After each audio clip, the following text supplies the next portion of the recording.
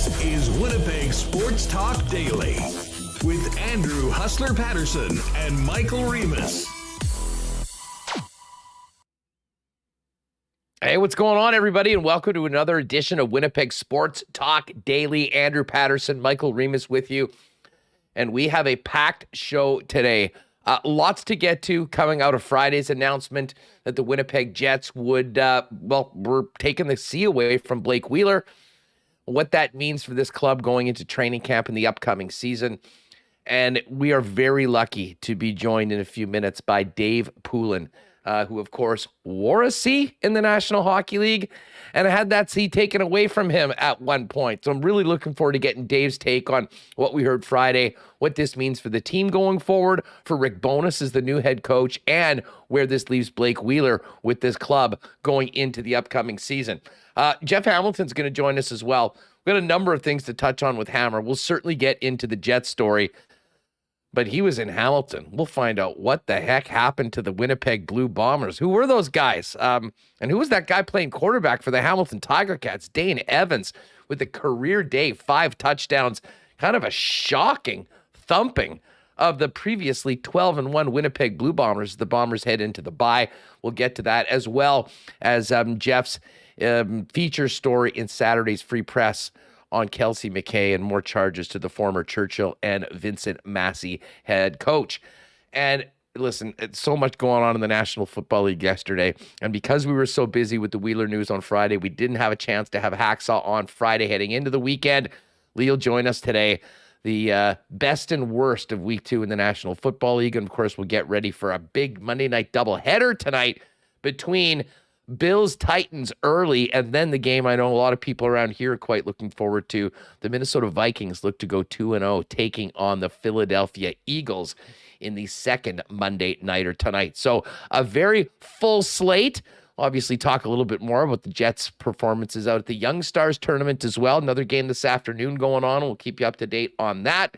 But just before we bring Michael Remis in, a big thanks to the sponsors that make this show happen each and every day, including Coolbet, Princess Auto, Not Auto Corp, Culligan Water, Wallace & Wallace, Little Brown Jug, Consolidated Supply, Canadian Club, Vita Health Fresh Market, and of course our friends at Little Brown Jug, Assiniboia Downs, Breezy Bend, the Nick and Nicky DQ Group, F Apparel, Not Auto Corp, Royal Sports, and Boston Pizza. Great spot to be for Monday night tonight.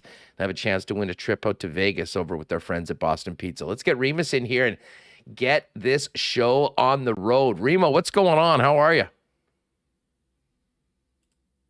Feeling good, Huss. What a great weekend. Started off with a very busy Friday. Had some news that needed discussing here on the show.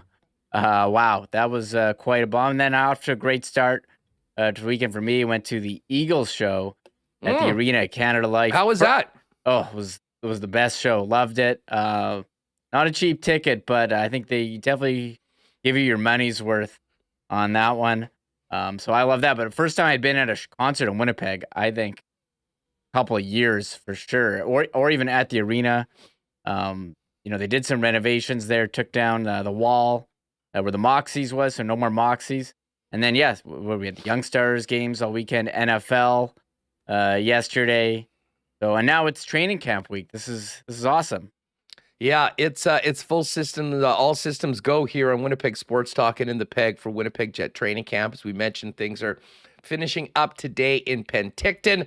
The rookies will be back here, be on the ice this week. And then, of course, training camp officially gets underway later on this week, heading into Winnipeg Jets Fan Fest on Saturday. We're going to spend quite a bit of time talking Jets today. We will certainly get to the NFL story later on with Lee Hacksaw Hamilton. But Remo, I think we pretty much have to start with the most shocking news of the weekend. The Bombers lost a game, and they didn't just lose. They got lit up by Dane Evans and the Hamilton Tiger Cats on Saturday. I'm still sort of scratching my head wondering what happened on Saturday, because that was a performance, especially by the Bomber defense, that we haven't seen in a long, long time. I had a lot of fun dropping the 50 burger memes on the Riders. The Bombers almost had a 50 burger dropped on them by Dane Evans and the Hamilton Tiger Cats on Saturday. That was shocking. Was that the Blue Bombers? What happened there? And was that really Dane Evans throwing for 5 touchdowns? I thought he was an interception machine and wasn't good. And the Ticats made the wrong decision going with him over Masoli in the offseason. A couple things for the Bombers. Turnovers. They gave up too many, 2 interceptions. There was the fumble touchdown, and they couldn't get any turnovers. They kept giving up points. Bombers were settling for field goals as well. Ticats, I'm just taking some of this from Jeff's call. We'll talk to them. Ticats scored on 7 of 11 drives, and 2 of those 11 drives, 2 of the 4 they didn't score on were the end of the half or the end of the game where they were just taking kneel downs. And I actually thought, they weren't quite out of it in the second half. They were coming back, making a push, but they then got it to 10 points. Yeah, and you thought it was going to be closer. Okay, they just need to stop here. They couldn't get it. Ticats take the ball 90 yards, chew up 7 minutes in the fourth quarter, and that's the game. So, it was pretty rough game. Offensively, they got a lot of garbage time points. You see that, teams are trailing. They got to throw. And Claris had a season high for yardage, but they couldn't stop anyone. You wonder if these injuries on the defense are catching up to them. They got BA back, Brandon Alexander, but Demario Houston's out. Nick Taylor's played a big role. Kyrie Wilson, Malik Clements. They have guys injured, a lot of starters injured. And heading into the bye, there was some theories after the game. What's up with the Bombers? 2 of their losses heading into the bye. What's going on here? But an odd game, and I don't know if you did the not question what you're going to do, but if you want to say, does anyone, is your level of concern meter for the Bombers raised at all? Or is this just you know what? They're going to lose once in a while. Well, you know what? That's a great way to get right into the why not question of the day for our friends over at Not AutoCorp at Waverly and McGillivray. And you can, of course, check them out online at not.ca. We will go the Bomber route. As shocking as the way the Bombers lost was, I think this team's very much deserving of the benefit of the doubt. But we'll put it to fans today for the why not question of the day.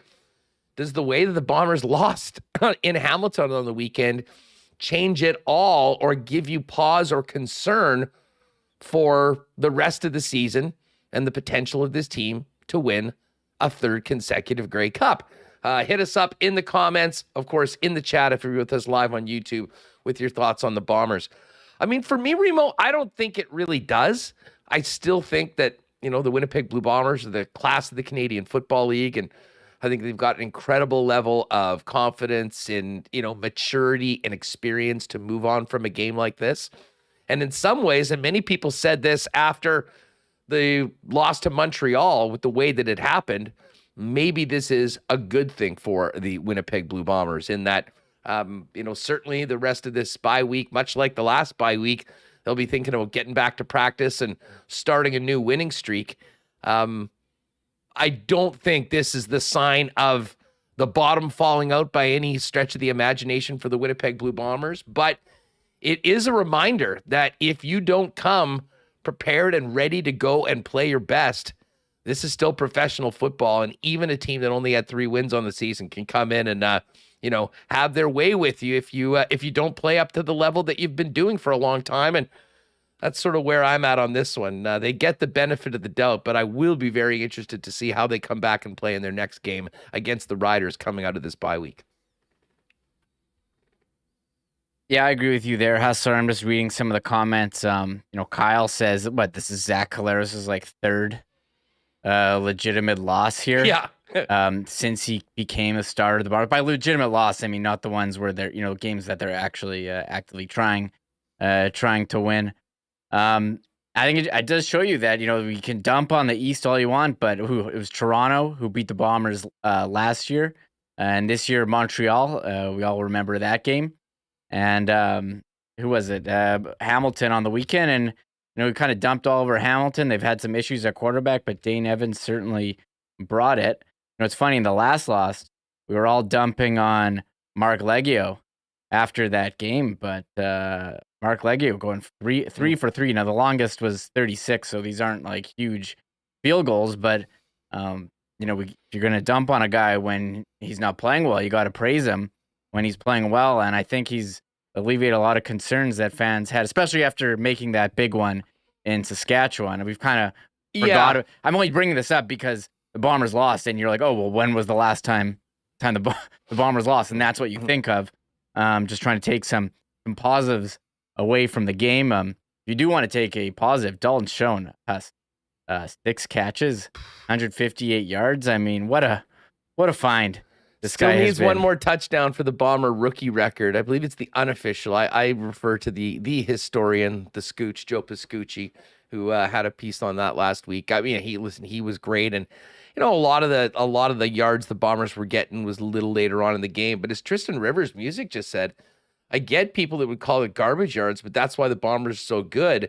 They had a game that was a disaster, and yet we're right back in it in the last 10 minutes. Before that final Hamilton drive that was needed to ice the victory for the Ticats. And listen, the Bombers just didn't play up to their regular level of defensive aptitude. They weren't able to get off the ball. They weren't able to get off the field, especially in that first half. And you know what? Things will go that way. Much better to happen on the road in the regular season than in a game that really matters a little later on come playoff time. Still likely having that West final here. But I will say this quickly, remote before, and we'll hear from Mike O'Shea in just 1 second. It was a very interesting weekend in the Canadian Football League. That Saturday night game between BC and Calgary was a thriller, another Dustin Nielsen thriller. The guy never calls boring games. He had a last-second field goal for Edmonton on Friday and then an OT game. But what a start and what a performance by BC and Vernon Adams Jr. to get that huge head-to-head win against Calgary and put them in maybe the driver's seat to have that home field at least for the second and third place game for a potential trip to Winnipeg, assuming the Bombers can finish the job and get that West final here in Winnipeg. Yeah, I loved this Vernon Adams trade for BC when they made it. They clearly had issues at quarterback after the Nathan Rourke injury. And Vernon Adams, he had some big games for Montreal last year. He can run. I rushed, 3 yards on the weekend for 32 yards. Didn't throw a touchdown, but also didn't throw an interception. That's been the problem where he's making some bad throws. But when you have receivers like Brian Burnham, 100 yards, Dominic Grimes, 100 yards, Keon Hatcher, and Lucky Whitehead, dynamic player. I mean, and James Butler of the backfield, who had 2 touchdowns. They had some really strong offensive players, and you don't need to be a game breaker. Game breaker if you're Vernon Adams. You just to be more of a game manager. You get the ball in the receiver's hands and let them do the work and limit your mistakes.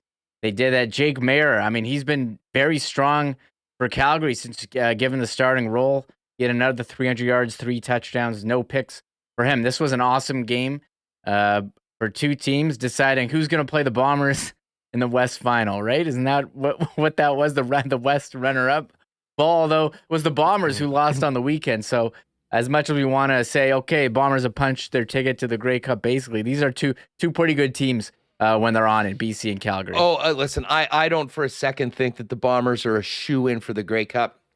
I think they should be the favorite, and I think they put themselves in a great position to clinch that home game and give them every opportunity of doing it. But even with that loss to BC on the weekend, Calgary makes me nervous. They've played the Bombers so tight in those 3 games so far this season that have all gone Winnipeg's way. And it's not out of the realm of possibility to think that, another close game might not go the Bombers' way, although they've been so good over the last 3 years at doing the little things. Saturday, notwithstanding, to put them over the top. Still certainly like their chances, as do the odds makers. I do want to, let's hear from Mike O'Shea, because I'm sure Mike was thinking about the fact that, this is our second loss going into the bye week, but was also probably wondering, what the heck happened to this team that has been setting the standard for defensive football over the last 3 years. And it just didn't seem to be on display at all at Tim Hortons Field on the weekend as Dane Evans had a career day against the Winnipeg Blue Bombers. Here's some post-game comments from Bomber head coach Mike O'Shea after the Saturday loss. Mike, you talked several times this week about Hamilton being a good football team, and they obviously showed that they are tonight. Yeah, everybody on our team knows it. We knew it going in. It's not like it was a surprise. A good football team. What did they do, and what didn't you do that you think contributed to this result? 14 points off takeaways. I don't think we started as fast as we needed to, right? We didn't really match them in that first half. I like our fourth quarter. Just needed one more stop. I thought they put together a real long drive in the fourth after we scored twice, which is it's too bad. I thought we just missed a couple tackles on that drive that could have put them in a second and long situation and might have changed it. But I think the second touchdown we scored, there's still like 9.5 minutes left around there. So now we're back into a 10-point game where it's quite manageable. The clock is not really a factor. We just need stops, right? We just can't let them score more points, and they score points, right? So. All right, so there is Coach O'Shea on the Bomber loss, and he nailed it. I mean, there were a couple plays where there was a play to be made potentially for a big loss, one missed tackle, and you're flipping the field and moving the chain. So listen, credit to Hamilton for doing what they did on the weekend. They absolutely needed that victory. Hopefully the Bombers have a great off week and get back and get ready for the Ticats a week from Friday. By the way, quick Bomber note, congratulations to Willie Jefferson and his lovely wife Holly on the birth of their second daughter on the weekend. So it wasn't all bad for the Bombers. Great addition to the Blue Bomber family with the newest member of the Jeffersons. We'll talk a little more about Bombers later on, and we'll also get to the Jets with Jeff Hamilton. Remo, I don't know about you, but I mean, I was out over the course of the weekend, and everybody was talking about Blake Wheeler, the announcement on Friday that the Winnipeg Jets would be moving on from him as captain. It certainly was the big topic, and we're going to get to that coming up with Dave Poulin in just a few minutes, as well as Jeff Hamilton. But the YoungStars tournament did take place and is continuing in Penticton, finishing up today. No wins for the Winnipeg Jets, but some interesting performances, and I didn't see much of the second game, but I did see quite a bit of the first game on Friday night. And the guy that stood out to me was Brad Lambert. We've talked a lot about the speed that, he brings as part of his package to the organization. It was on display big time on Friday night. He burned a defenseman, went in and scored an early goal. Great to see him get off to a nice start in camp. And it sounds like he's going to be playing with Cole Perfetti today on a line.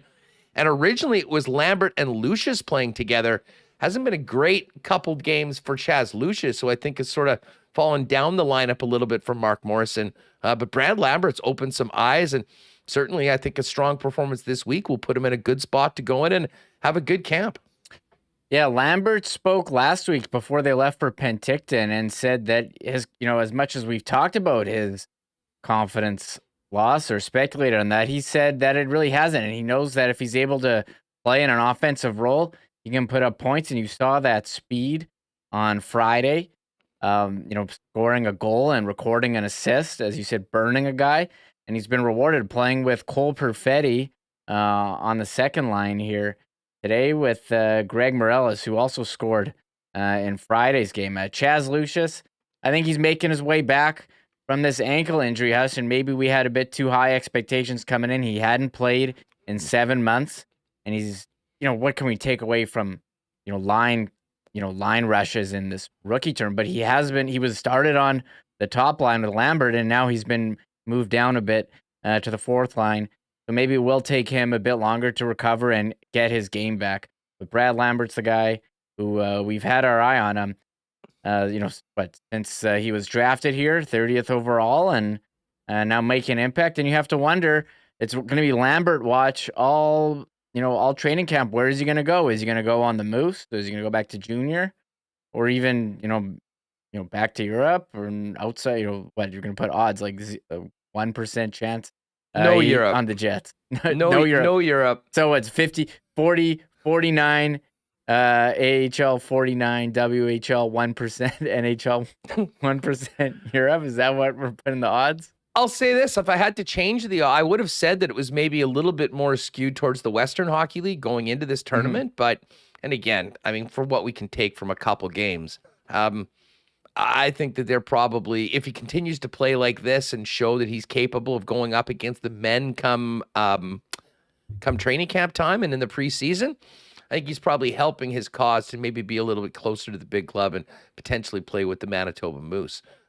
Be interesting to see how Chaz Lucius does going forward because, of course, he's signed his contract. I would imagine that he'll be on the Moose right now, but I think a lot can be determined in the eyes of the organization with how these young men play both in this tournament as well. More importantly, when they're with the rest of the Winnipeg Jets in the main camp a little later on this week. We'll get to all of that. Jeff Hamilton coming up later on.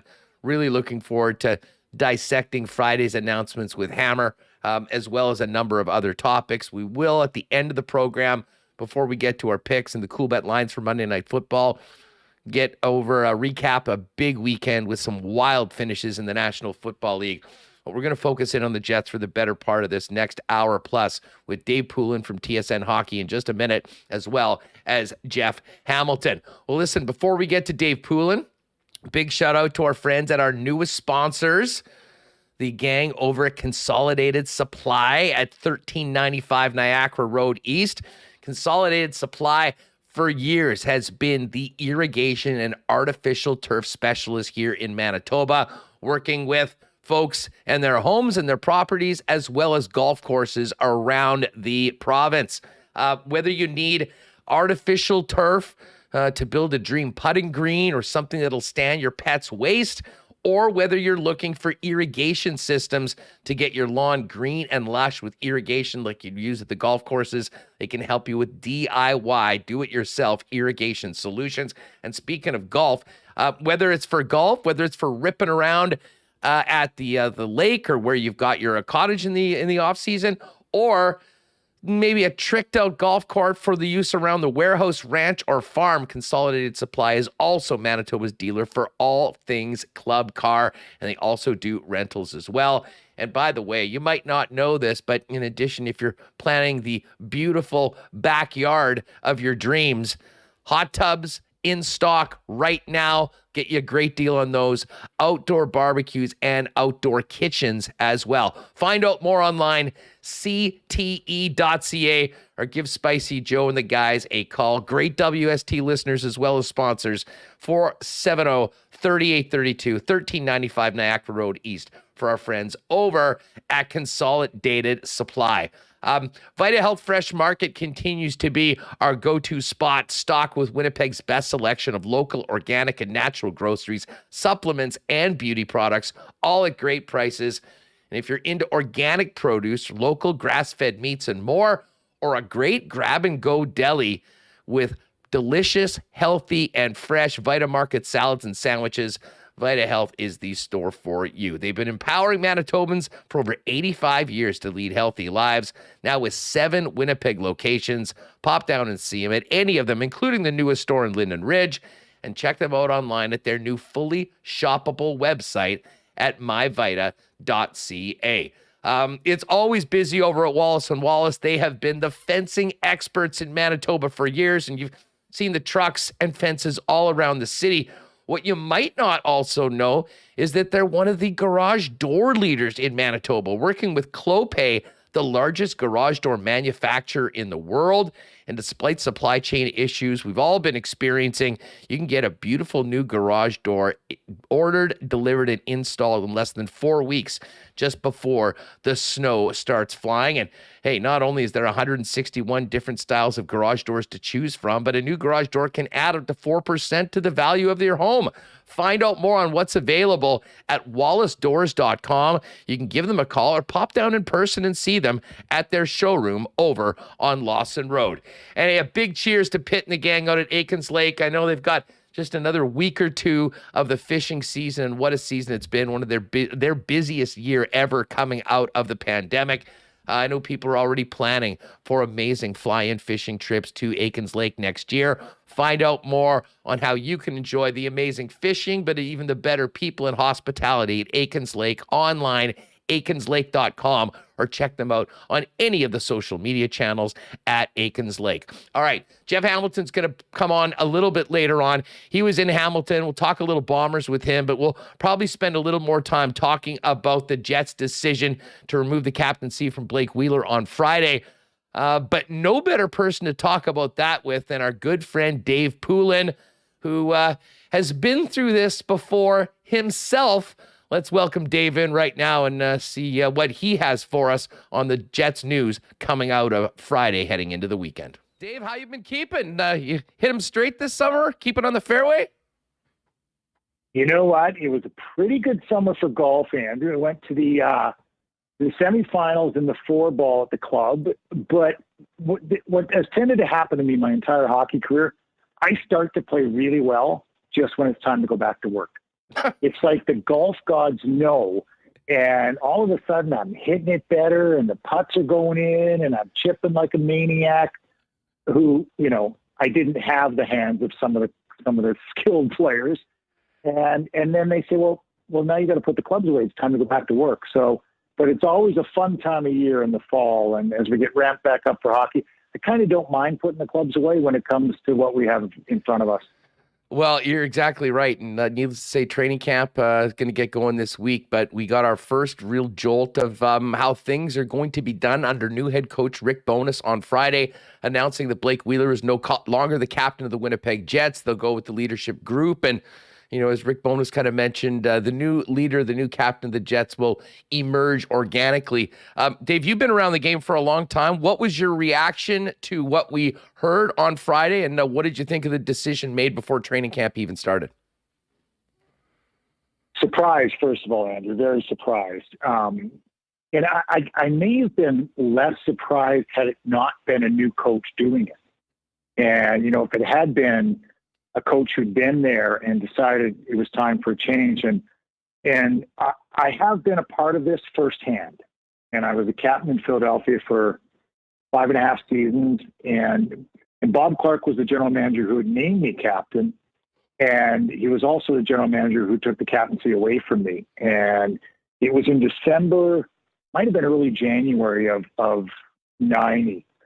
And it was pretty simple. Paul Holmgren was the head coach, and he was the one that told me, but that Clarkie was behind it from the general manager standpoint. But Holmgren delivered the message, and he simply said, we think leadership has changed.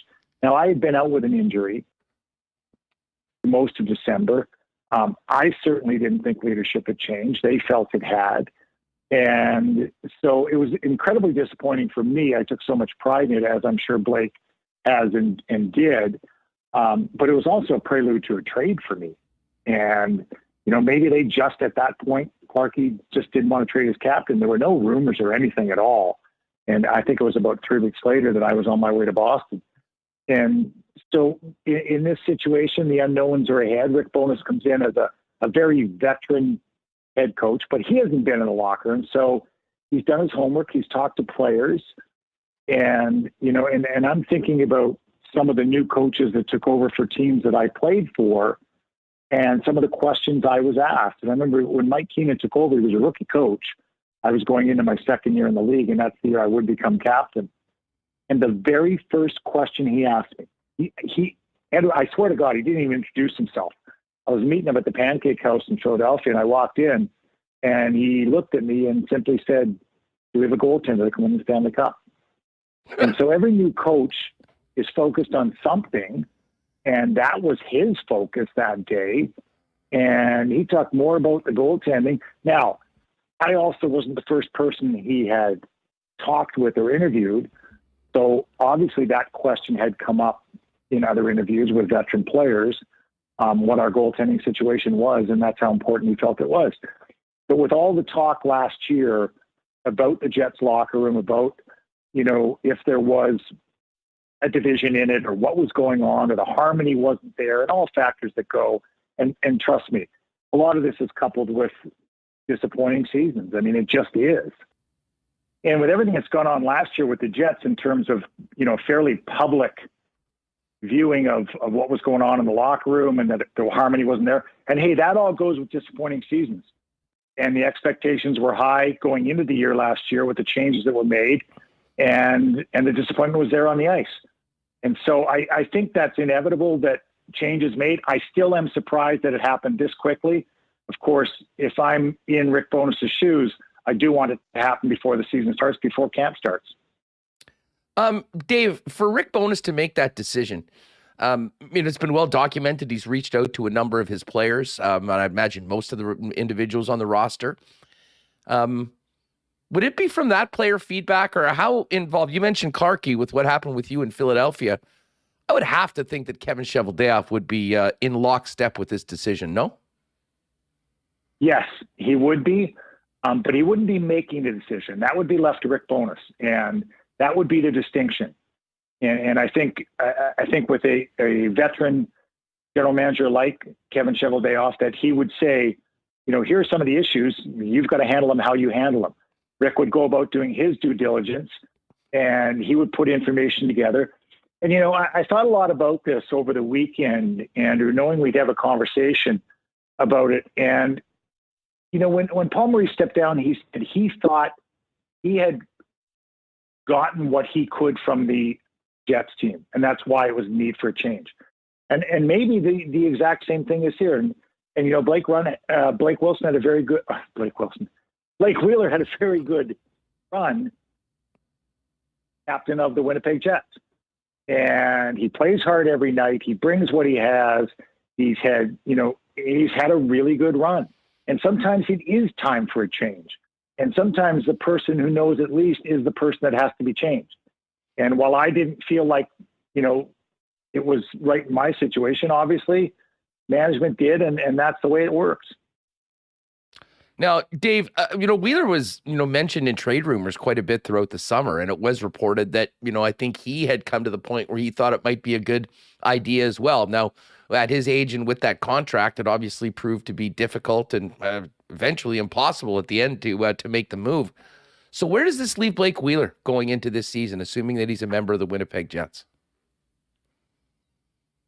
Well, I think he goes in his own mind, to prove to people that he's still got a lot of hockey left in him. And I think he does have a lot of hockey left in him.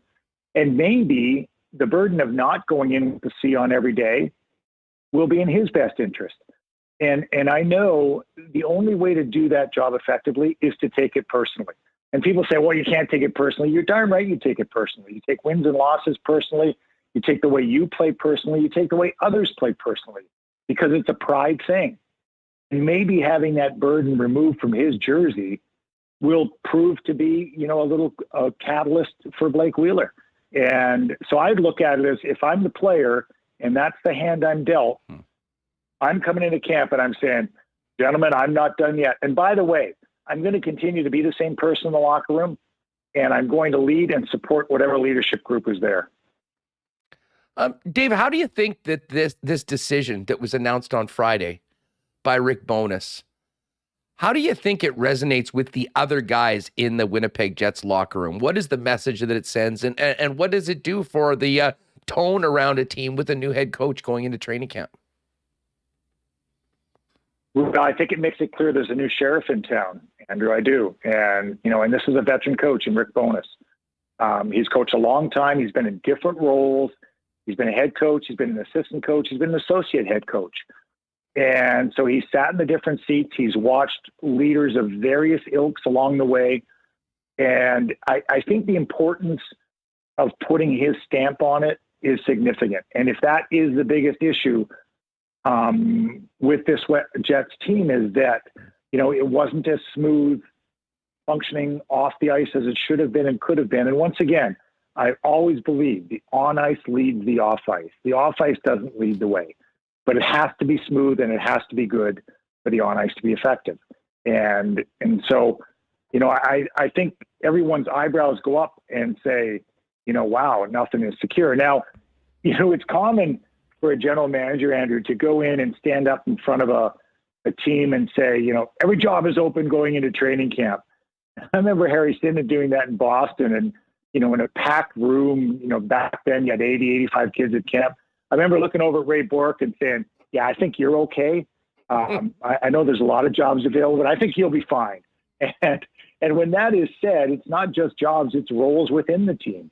And, will Cole Perfetti step up and absorb, top 6 minutes? Will David Gustafson prove to be a factor? I think in particular on D, I think, in order to take the next step, a couple of guys have to impose themselves. And we've talked a lot about Dylan Sandberg and Billy Heinola. And I think they really have to impose themselves. And you can look and say, well, the Jets D looks pretty set. And I would say someone has to push them. Yeah, well, I mean, the defense is something we've been talking about all season long, Dave. And I think when you still look at the Jets depth chart, most would agree that they could certainly use another player, maybe two, up front in the forward group. And it's so packed on the blue line, with those 5 veteran defensemen, plus Logan Stanley, plus Dylan Sandberg, and Ville Heinola, and Johnny Kovacevic, who's no longer waiver is exempt. How do you think this shakes out? I mean, do they roll with these 3 guys and make some tough decisions on who doesn't play and potentially sending Ville Heinola and Dylan Sandberg back to the American League again? Or do you think there's still another shoe to drop before we get to the opening day of the season from Kevin Cheveldayoff? It's up to the player to force that. I've seen camps where players had a great camp and moves were made or decisions were made.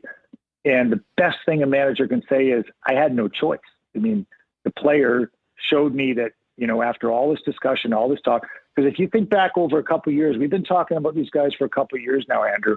And, when trade talks would come up and say, well, they're not willing to move, a couple of these guys. Well, if they're not willing to move them, then they have to prove on why that is the case. And so it's up to the players, and it should be a highly spirited camp, and not just in the exhibition games. You want to walk into that first workout and look at a defenseman and say, oh, wow, here's who I noticed out there today. Because in an NHL camp, it's very easy for a veteran to go unnoticed. They know how to do their jobs. They know what's expected of them. But these guys aren't veterans, and they have to go in and make a difference. And that's up to the player to do.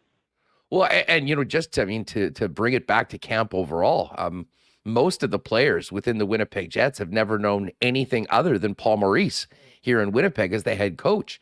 I'm wondering how different the camp itself will be, but also how different it'll be for the players to be doing it for the first time with a new sheriff in town, as you mentioned, and a guy that they haven't played for before, with plenty of opportunities we've seen coming out of a decision like we heard on Friday. There's a reason that the inevitable new coach bump happens when the change is made during the season, because every player in that room feels like there's new eyes on him. And there's a little nervousness. There's nervousness driving to the rink. There's a little, he doesn't know them. He knows what it is to coach against them. And that is significant. He knows what it is to coach against them in the same division. And those were highly spirited games between Dallas and Winnipeg over the last couple of years. But now what you want Rick Bowness to do is, and I'm just going to pick a player. You're Adam Lowry, and you want Rick Bowness to come in and say, holy smokes. Lowry's got something sitting in the seat I'm sitting in now that I didn't necessarily see. And here's what I'm thinking, or it may be a Harkins, or it may even be, a Nikolai Ehlers, who, when you coach against somebody, you think about them a certain way. And now you're sitting in a seat where you control their minutes and control their role and control their ice time. And I think if I'm a player, I'm full go right now. I'm absolutely full go. I'm not expecting anything, to be taken for granted or to be given to me. I'm going out and I'm saying I'm going to command what I do here. It's funny you mentioned Adam Lowry because Dave, he's been a guy that, we've talked about as being a real leader, and maybe as the room, depending on how much you want to buy into the fact that there may have been somewhat a divide, he had sort of been the bridge between some of the veteran players and some of the younger players. It had been seen around here. I wonder about Lowry, Morrissey and Scheifele, of course, and players like Ehlers and even Kyle Connor, who's always been quiet, but certainly was less so last year when things were going down. The opportunity for these men to step up as part of this leadership group. And from Rick Bowness's, he said that this will happen organically. You've been in rooms before. How long does it take to figure out whether it's a good idea for one guy to wear a C, whether you move forward with a bunch of A's this year? And how does it happen from a head coach's perspective when he decides, all right, this is the guy that's the new captain of my team? Well, sometimes it's event driven, and it takes, some sort of circumstance to happen where somebody does stand up. And sometimes, it takes a little more time. I think each situation is individual. Andrew. I really do. I don't think you can go in with a script and say, here's what happens. And there have been good teams that have gone, through a run without having, a captain in the room. And, and I was given to see my second year in the league. And believe me, it took me, the first thought is, what do they want from me now? What am I supposed to do? And which situation am I supposed to stand up in? And which situation do I stand back and let it occur? And, and I think that there are natural leaders in that locker room. There's no question about it. And they will come to the front. And I don't think it's going to be, I'm not looking at it as, okay, this is going to be like an election. Like, we're going to be running to be elected. That's not what it is. It's when situations occur. And some of it is just flat out through their play. Some of it is just done on the ice, and then that carries over in the locker room. We both mentioned Lowry now. And, the first time I saw him play, it might have been my first year back with the Leafs. And it was probably in 2009 with Swift Current. I remember looking at this young, gangly kid and saying to Dave Morrison, who I was with as my head scout, like, what is this? This is intriguing. And he was just a young kid. And yet he emerged for me as someone back in the pro business that was new again. But the very first time I saw him, he was probably 16 years old. And it came out to me in that game. So I think that opportunity is there for players' growth. It's for growth in the roles, but you can't force the leadership thing. That's not the way it works. Situations occur, people step up, it's recognized. Dave, before we go, I just wanted to pick your brain from, the management side of things, and someone that's been involved, with representing players as well, as to the market this summer for free agents. We saw Evan Rodriguez sign a 1-year, $2 million deal, and today, Sonny Milano is on a PTO with the Calgary Flames. Were you surprised, as some of us were, that, these guys didn't get better offers and a player like Milano is going on a PTO? I am, but I think it's absolutely market driven. There's just no money. And there's a certain level of player that is just below the barrier that you're going to create money for. And so, Milano could very well help out. And I think that's a great get on a PTO for Calgary. But you're not going to trade one of your proven players to create the money to sign a player like that. You're just not. And you feel in-house you've got better. And Evan Rodriguez may be a little bit more of a surprise, but don't forget, he was waived a couple of times, over the last year and a half and wasn't signed in Toronto. He was brought, into the Leafs late that 1 year and wasn't signed. So, someone feels that he can play a role for them. But there's going to be ebbs and flows to this. There will be more money coming into the market, Andrew. We'll all be happy about that over the next 2 years. And you'll be able to see a little more flexibility in movement. But it really doesn't, because I spend a lot of time. Like most mornings, I spend at least an hour and a half on the cap. I just do. I think it's that important to know who's becoming available. I've got my highlighters and my little color-coded system in my book, and I want to know what contract situations are out there and who can benefit from them.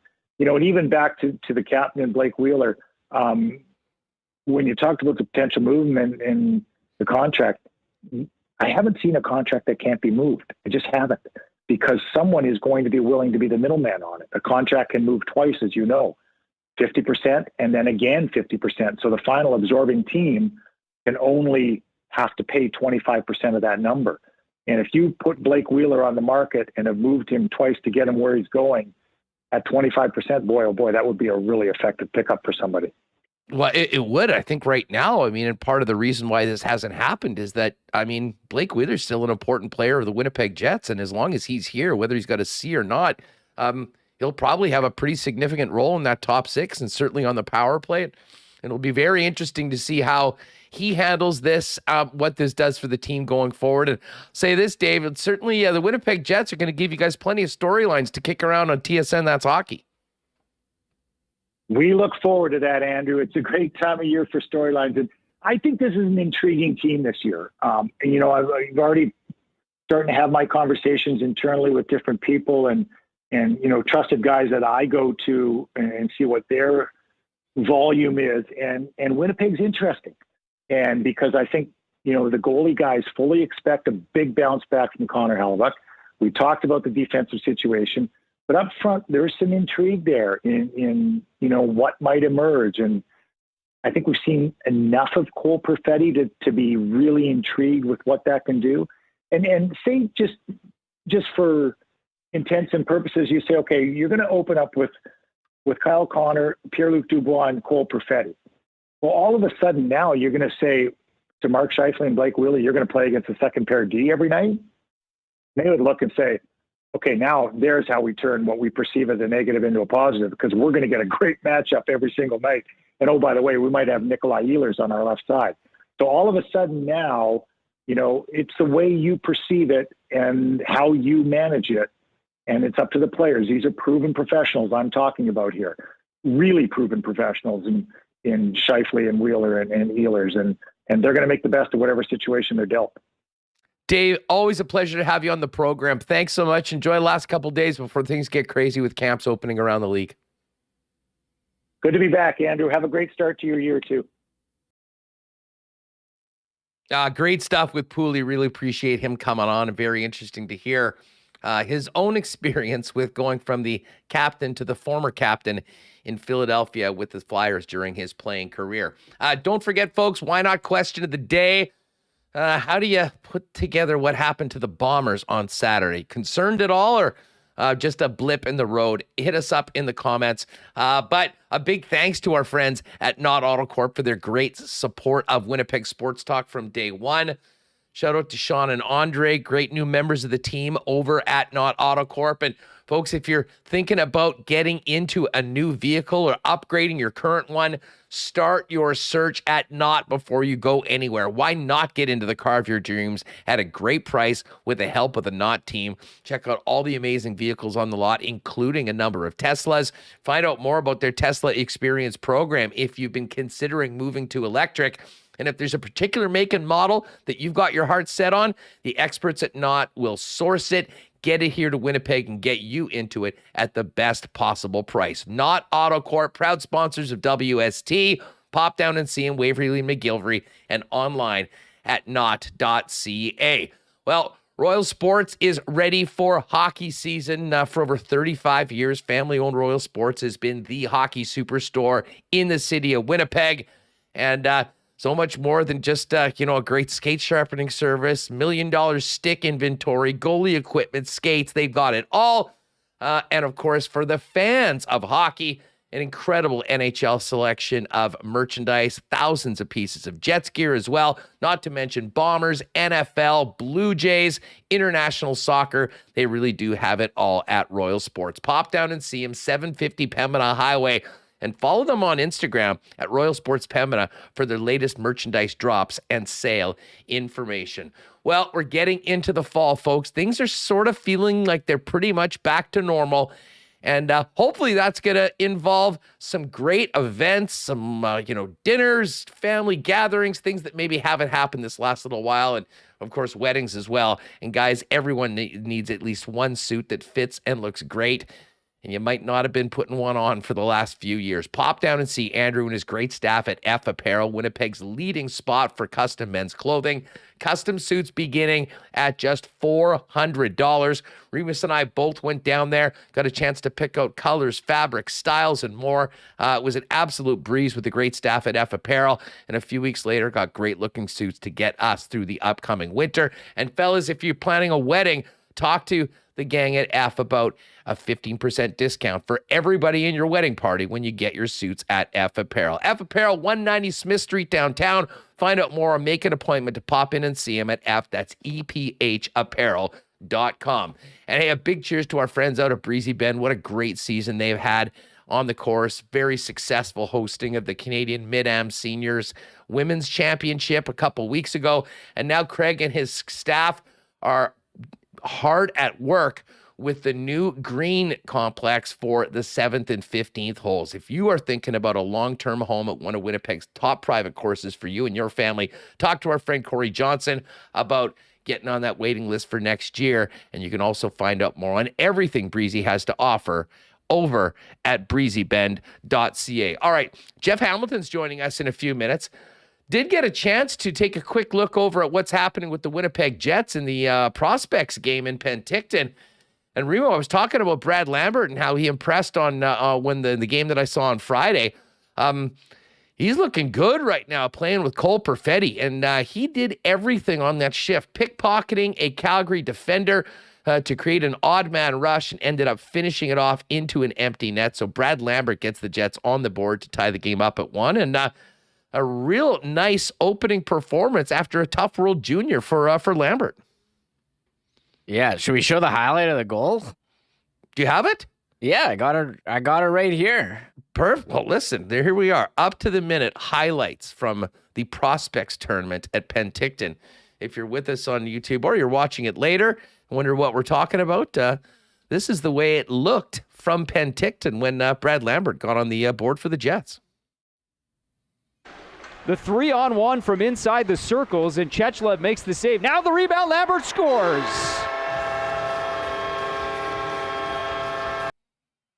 Beauty goal. What you didn't see beforehand, which would set that entire up. I mean, Calgary was essentially breaking out, and Brad Lambert did a little pickpocket work and then teamed up with Perfetti and I believe Morellis on that goal to get the Jets on the board.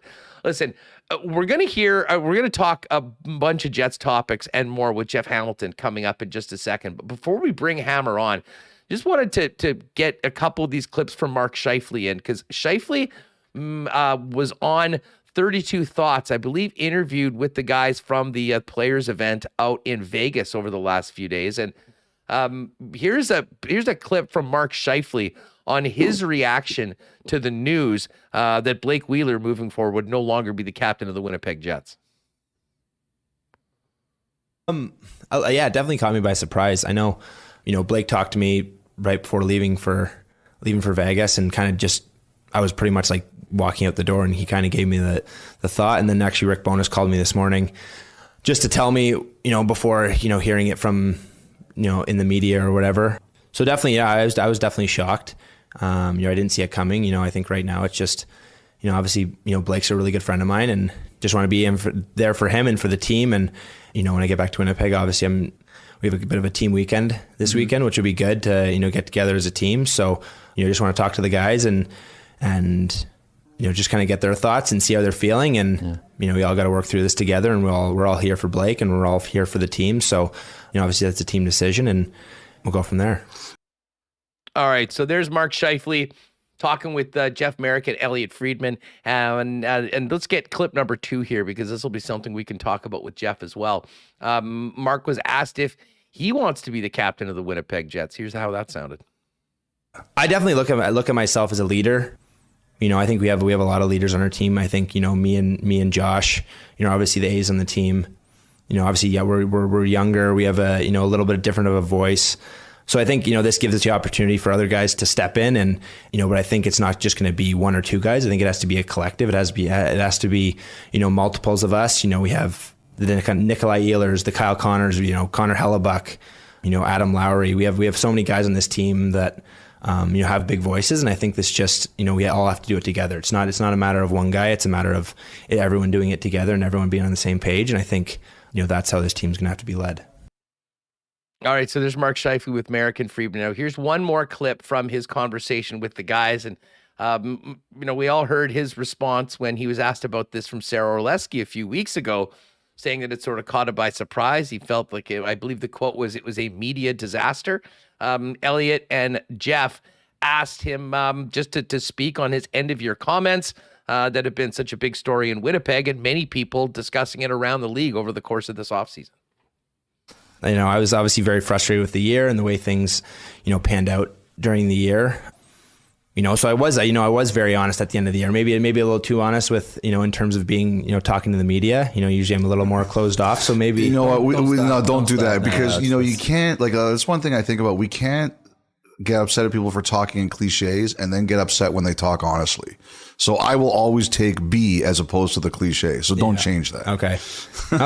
But yeah, so I was very honest, and I was frustrated with the year. So, obviously when, anger and emotion gets you, then it's something that, gets you fired up. But yeah, I had I think I was, with Chevy and Zinger and Larry for like 2 hours for my exit meeting, and, gave my thoughts. I'm not going to go into it. I respect the confidentiality of that with Chevy, and, but we talked for 2 hours. It was a lot of, diving into deep things, and me giving my thoughts and him giving his thoughts as well. So, it was a long conversation, and I know, a lot of people thought I know I even had buddies are like, are you getting traded? What's going on here too? So I never asked for a trade. I just wanted to, get to the nitty gritty. I want to win. I feel like I'm in the prime of my career, and I want to be a part of a winning team. And, I feel like we have a lot of great pieces in Winnipeg, and I wanted to get an understanding from the organization of, where they saw this team, and where they saw me, and, how I saw myself. And, I know I got criticized, for my comments for being selfish or whatever, but I think that just kind of got overblown. I was just showing how much I care about the game of hockey, how much I care about the Winnipeg Jets organization, how much I care about wanting to bring a winning team to Winnipeg. And I think, wires got crossed, and, I want obviously everyone to know how much I care about the game, and how much I love this game and respect this game, and how much I respect the Winnipeg Jets organization to want to bring a winning team to Winnipeg. All right, so there's a little bit more from Mark Scheifele from the Weekend 32 Thoughts with Jeff Merrick and Elliot Friedman. We'll welcome in Jeff Hamilton to touch on that, but a couple things I want to get to with Hammer, and it's a long list of things to hit Jeff with right now. Hammer, what's up? How's the weekend out in the Hammer? You make it back safe and sound? Living proof of it, Huss, right here, man. Feeling okay. I mean, Hamilton was Hamilton. It was obviously not the result the Bombers were looking for, but as far as a personal trip or a getaway, it was not so bad. I still stay at the same hotel that we stayed at in for Grey Cup, so there was reminiscence, some memories of that. But yeah, overall, a great weekend. Listen, I don't want to bury this or ask about it later on, because I know we'll get into talking Jets and Bombers, and, we could get away. Before we do anything, I just want to commend you on the piece you had in the Free Press on the weekend. If you have not read this already, folks, it's entitled The Kelsey McKay Playbook. Now we know what you've been working on so hard when you haven't been talking about the day-to-day grind of the Bombers, or obviously the off-season stories of the Jets. And this, to me, Jeff, is an absolutely must read for parents that have kids involved in minor sports, certainly, administrators, coaches themselves, people within schools, because it is chilling. I mean, so many of the things that you talk about in that piece and interview are very similar to things that we read in your piece on Graham James a few years back, detailing everything that happened on the hockey side of another horrible abuse story. Yeah, well, I mean, I of course appreciate any opportunity to chat about it. You're right. I spend a lot of my, I was about to say free time. It's not free time. I spend a lot of, my passion lies in investigative work. So as much as I love talking about Bombers or, opining about the Winnipeg Jets, this is certainly my true passion. I mean, this piece doesn't come out without the courage and trust from the dozens of people I spoke to who were willing to help. I mean, this is what these pieces do. This isn't a hit piece. This isn't a column. It's not an opinion piece. This is trying to come up with an understanding to provide some answers for what is it. It's the way I sum it up is it's trying to explain the inexplainable, in the sense that it's hard, when it comes to the grooming process now. We should, it's important to note here that Kelsey McKay is currently, his case is currently, within the courts right now, and, all these, their allegations to this point, but certainly to get a better understanding of how something like this can happen, because, whether it's the Graham James series, whether it's, any kind of sexual abuse in the sport. I mean, the first question is, well, how the hell did this happen? How did nobody see it? How did, what what environment needed to exist for something like this to happen. So those are essentially the questions I had in my head. I have in my head every time something like this comes, makes its way to the public or comes across my desk, and that's the those are the answers I search to find. So again, a lot of respect and just a lot of respect for the people who spoke to me, who shared their stories, who shared their examples, because at the end of the day, this is something that, again, is very tough to understand. It's tough to explain, but it's crucial for the public to get a better understanding of things like the grooming process of how coaches, really any place of power. It's not just a hockey thing. It's not just a football thing. It's a position of power thing, and what to look for. Because a lot of people, people ask me, well, what are the red flags? What are the red flags? And it's not as simple as that. I mean, there certainly are red flags, but it's just getting a better understanding of how the grooming process works, how influential some people have and the power they have. And then the powers that be don't hold those individuals to account on certain situations. So certainly an important piece, and I encourage anybody to read it. No, second that. Very well done, and it is important for anybody involved in sports to read it and let it sink in, and hopefully help us avoid anything like this happening again. Before we get to the Jets, what the hell happened on Saturday? I mean, I'm still sort of wrapping my head around that game. I mean, the Bombers have played some close games before, some tight ones. They've kind of come through with wins. They could have maybe lost the game to Toronto. We know it came down to the deadline, but the end against Montreal, we know how that one ended. But this was a loss unlike anything we've seen in 3 years. I mean, I was saying earlier, we joked and had a lot of fun about the 50 burger memes on the Riders. Bombers just about had the favor returned to them on the weekend. This was a career game from Dane Evans, but kind of an ugly afternoon for the Bomber defense that has set the bar so bloody high over the last few years, Jeff. Yeah, as I wrote in my game piece, it was, the Bombers got a taste of their own medicine. You could look just a week before, as you mentioned, Huss, against Saskatchewan. It was kind of what the Bombers did to the Riders, and really what the Bombers have done to the league, this year, certainly last season, and by the end of 2019. So to see a team like the Hamilton Tiger Cats, who entered the game 3-9, clinging to their playoff hopes, for them to deliver, the kind of performance they did against the Bombers was impressive. Now, you know what? I know it's easy to look at these kind of games and say, the sky's falling, or what the heck happened, or whatever. And there are certain elements of the game that are different than the last time the Bombers lost. I'll remind everybody, it was just their second loss. They're 12-2 now. After that loss, that one kind of made a bit of sense, even though they could have won that game, right? I mean, they should have won that game. You can make the argument, but they were playing 10 straight weeks. They were tired. The schedule was, a little odd. This one's a little bit different, right? I mean, certainly had an opportunity. I think that if the defense, who certainly had a rough night, if they are able to stop that drive at the end or in the fourth quarter after the Bombers put together back-to-back touchdown drives to make it a 10-point game, well, maybe we're not talking about a Bombers loss right now. But that being said, they haven't been beat up like that this year against the team. And to see Dane Evans, miss last week with a shoulder injury, for him to come back and throw 5 touchdowns against this team. I mean, I forget the exact score. It was 34-something, but by halftime, but that already eclipsed the most points the Bombers had allowed this season against, in this case, I think it was week 10 or 12 against Calgary. They allowed 29. So certainly an impressive performance for the Tiger Cats, but I'm not looking at this one and thinking that, the Bombers are in trouble, or that this is, there's any kind of lingering issue. I do think you can look at the injuries and suggest that, maybe it's caught up to them. The secondary certainly got eaten alive that game. They weren't getting a front push. Jackson Jeffcoat was out of the game, midway through. These aren't excuses. These are facts. It's just, I just don't know if I'm looking at this game like, there's something wrong with the Bombers, at least at this point in the season.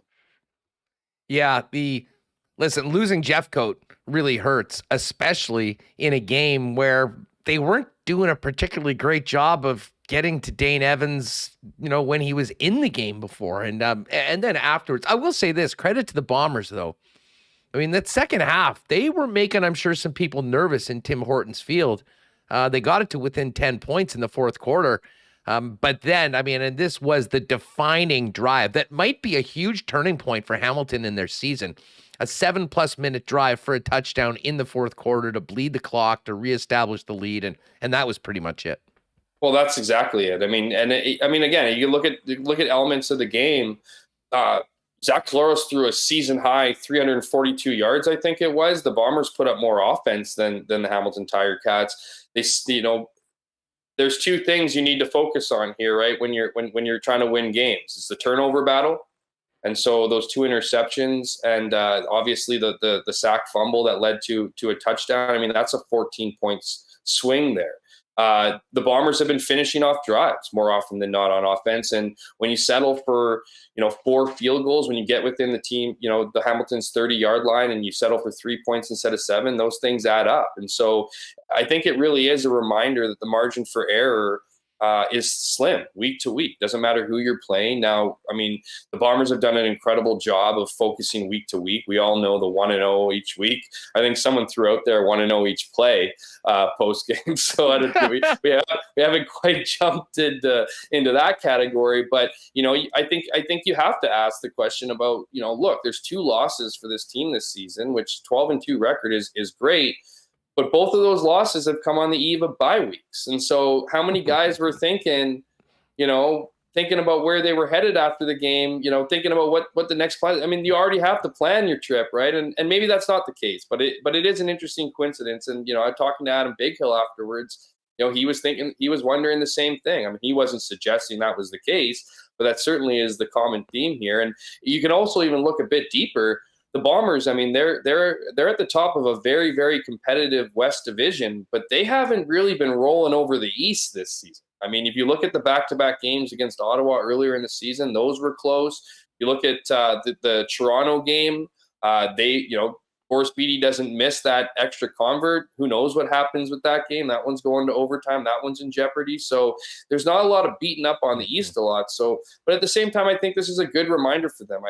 I do think if there was any cause for concern, it's that you want to get rolling right now. You want to be playing your best football, and to have this kind of blemish, I will call it, on your record, it isn't a great thing. But I guess I'm not thinking anyone should reach for the panic button here, at least not yet, because I think what's important after these losses to take all the lessons you took from them, take all the reminders that you're not, unbeatable, and then see what your response is. I mean, when the Bombers lost to Montreal, went on a week-long break, I think it forced them to I don't want to say, look inside or whatever, but focus on what they needed to do with their bodies, that this wasn't a big, long vacation. So maybe that's the same thing here. And, I'll remind viewers that when the Bombers did lose, they came back, beat Calgary, and then beat Saskatchewan in back-to-back games. So, as disappointing as I'm sure it is, and as surprising as I'm sure it was, for many, for me, I think the focus is on the response. And if they can come back and, respond against in a big game against the Rough Riders next week, as I mentioned in my piece today, my 5 takeaways, I don't think we're going to be talking about this game much. Hey, just quickly, before we move on from the CFL to the Jets, huge win for BC on Saturday night. I mean, you get Vernon Adams in there. I mean, this was in a lot of ways the game that I think was going to determine, whether we would be talking about a real tight race for second, because I still think Calgary, based on the fact of the way Jake Mayer's playing overall, might have the inside track. But I mean, now they've lost twice to BC. They've lost 3 times to Winnipeg. And BC has, a 2-game cushion in the loss department. I was thinking that it was really looking like Calgary was going to be the team that would come here, assuming that the Bombers are able to finish the job and clinch first. I'm not so sure about that after the game on Saturday night. A massive win for BC with Vernon Adams at QB. Well, absolutely. And I think that if you're looking at the West standings, I think what you're looking at right now is where it's going to finish. I mean, Calgary was...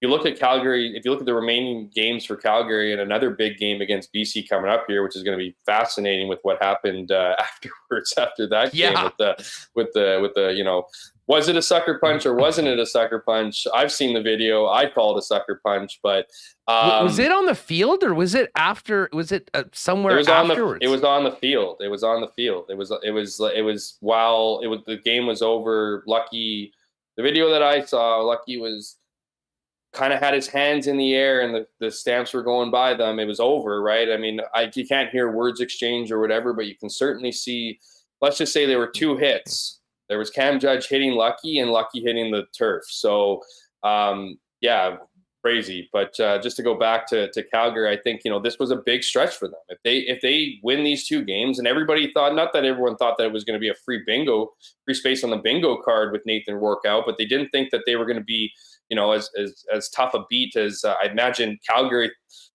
came to realize, because the other thing has to, this was at McMahon Stadium. So this was on home turf. So, to me, it's I think it just settled, it settled Calgary in 3rd place, which will be a crucial game for the West semifinal. I mean, the BC Lions, good for them to pick up Vernon Adams. I think, if you caught my Twitter, I was all over them trying to find a new quarterback even before Michael O'Connor had taken a single snap.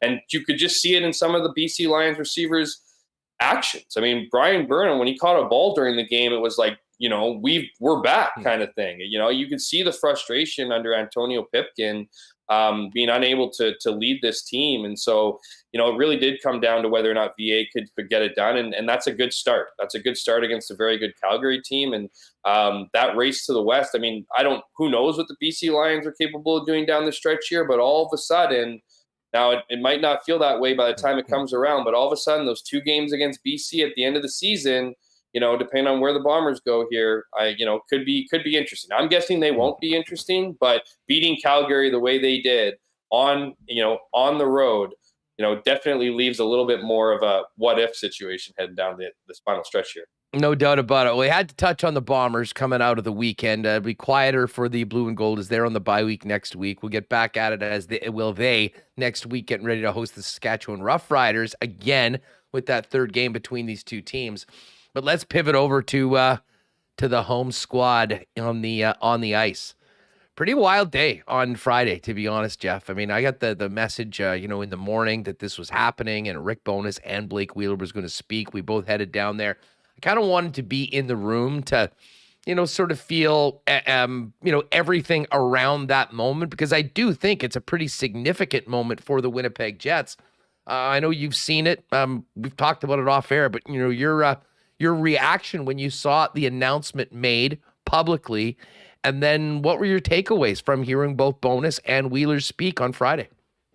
Yeah, I think I had, you know what, it's interesting because I think there's a narrative coming out here that, it's not surprising. And so I think in a lot of ways, it's not surprising because of what we saw last season, of what we've heard for the last, couple, if not few seasons about some of the, the cohesiveness within the locker room. And so in that way, to shuffle the deck. Also, I mean, Blake Wheeler's got 2 more years left. So if you're looking to, your guy, it doesn't look like you're going to extend him. So if you're not going to make it now with a new head coach, all the things set up so that it probably should have happened, right? And that's where it doesn't become surprising. Where it is a bit surprising, and why it did feel like a bit of a bombshell when it happened, was that, we were so close to camp, right? We were so close to, training camp starting next week. So you didn't think it was going to be made now. There were all the trade rumors and all, both sides were working together and yada, yada. You could add that to probably the not surprising side, but you're just surprised that the Jets are going to do the obvious thing. And in this case, that was surprising to me. I thought because everybody was coming back, because, they didn't do anything besides get a new coach and hire a new, reporter, that this was just going to be run back the exact same way, and it was going to be viewed as an anomaly. So I was a bit surprised to hear the news. Now, as far as, the conversations went, I mean, two very different, not very different in the sense of like, opposites, press conferences. But I thought, you look at Rick Bowness, and what he's trying to do is he's trying to figure out what's going on in that room. Now there's, he's not like, they're not all there right now. So a lot of the work that he's done has been talking to individual players, getting a grasp on what didn't work, what needs to be done. I imagine he went into all those conversations and was like, what do you want? What is it that you're, what are you yearning for? Because the last thing you need is a bunch of guys coming into Winnipeg and being reminded of the grievances they had when they left. So I think in a way, Rick Bowness was trying to clear the air.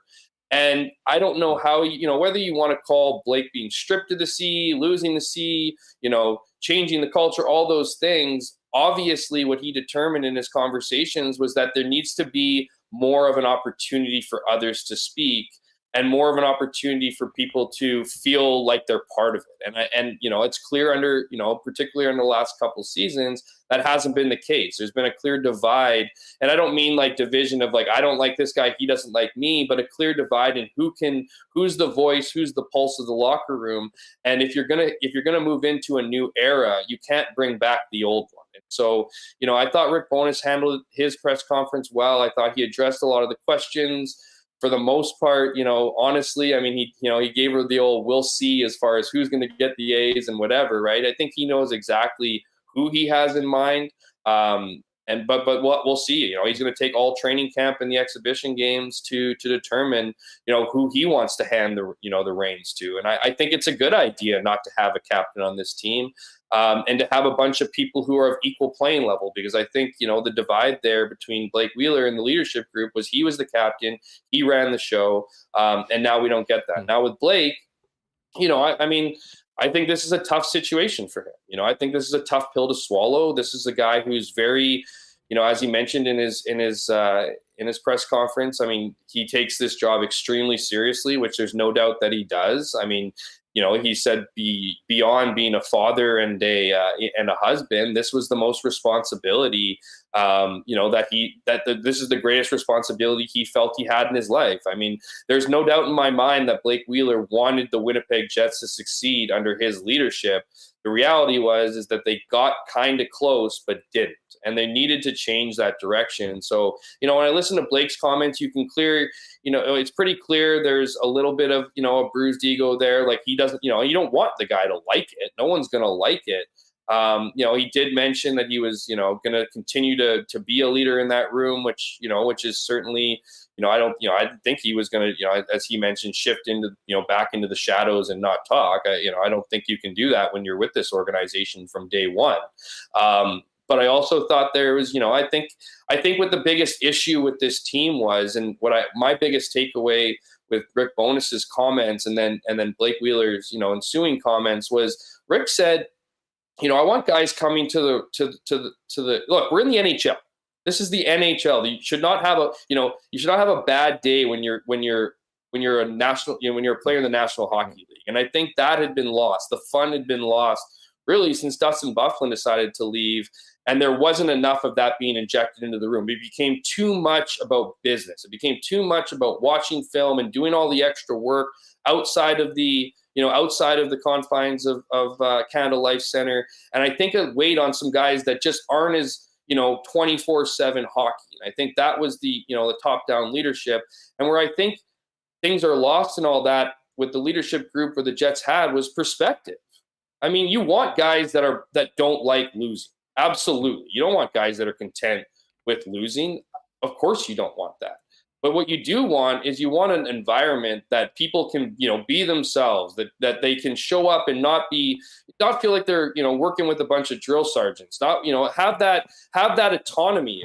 And as easy as that sounds like something to fix, it's not.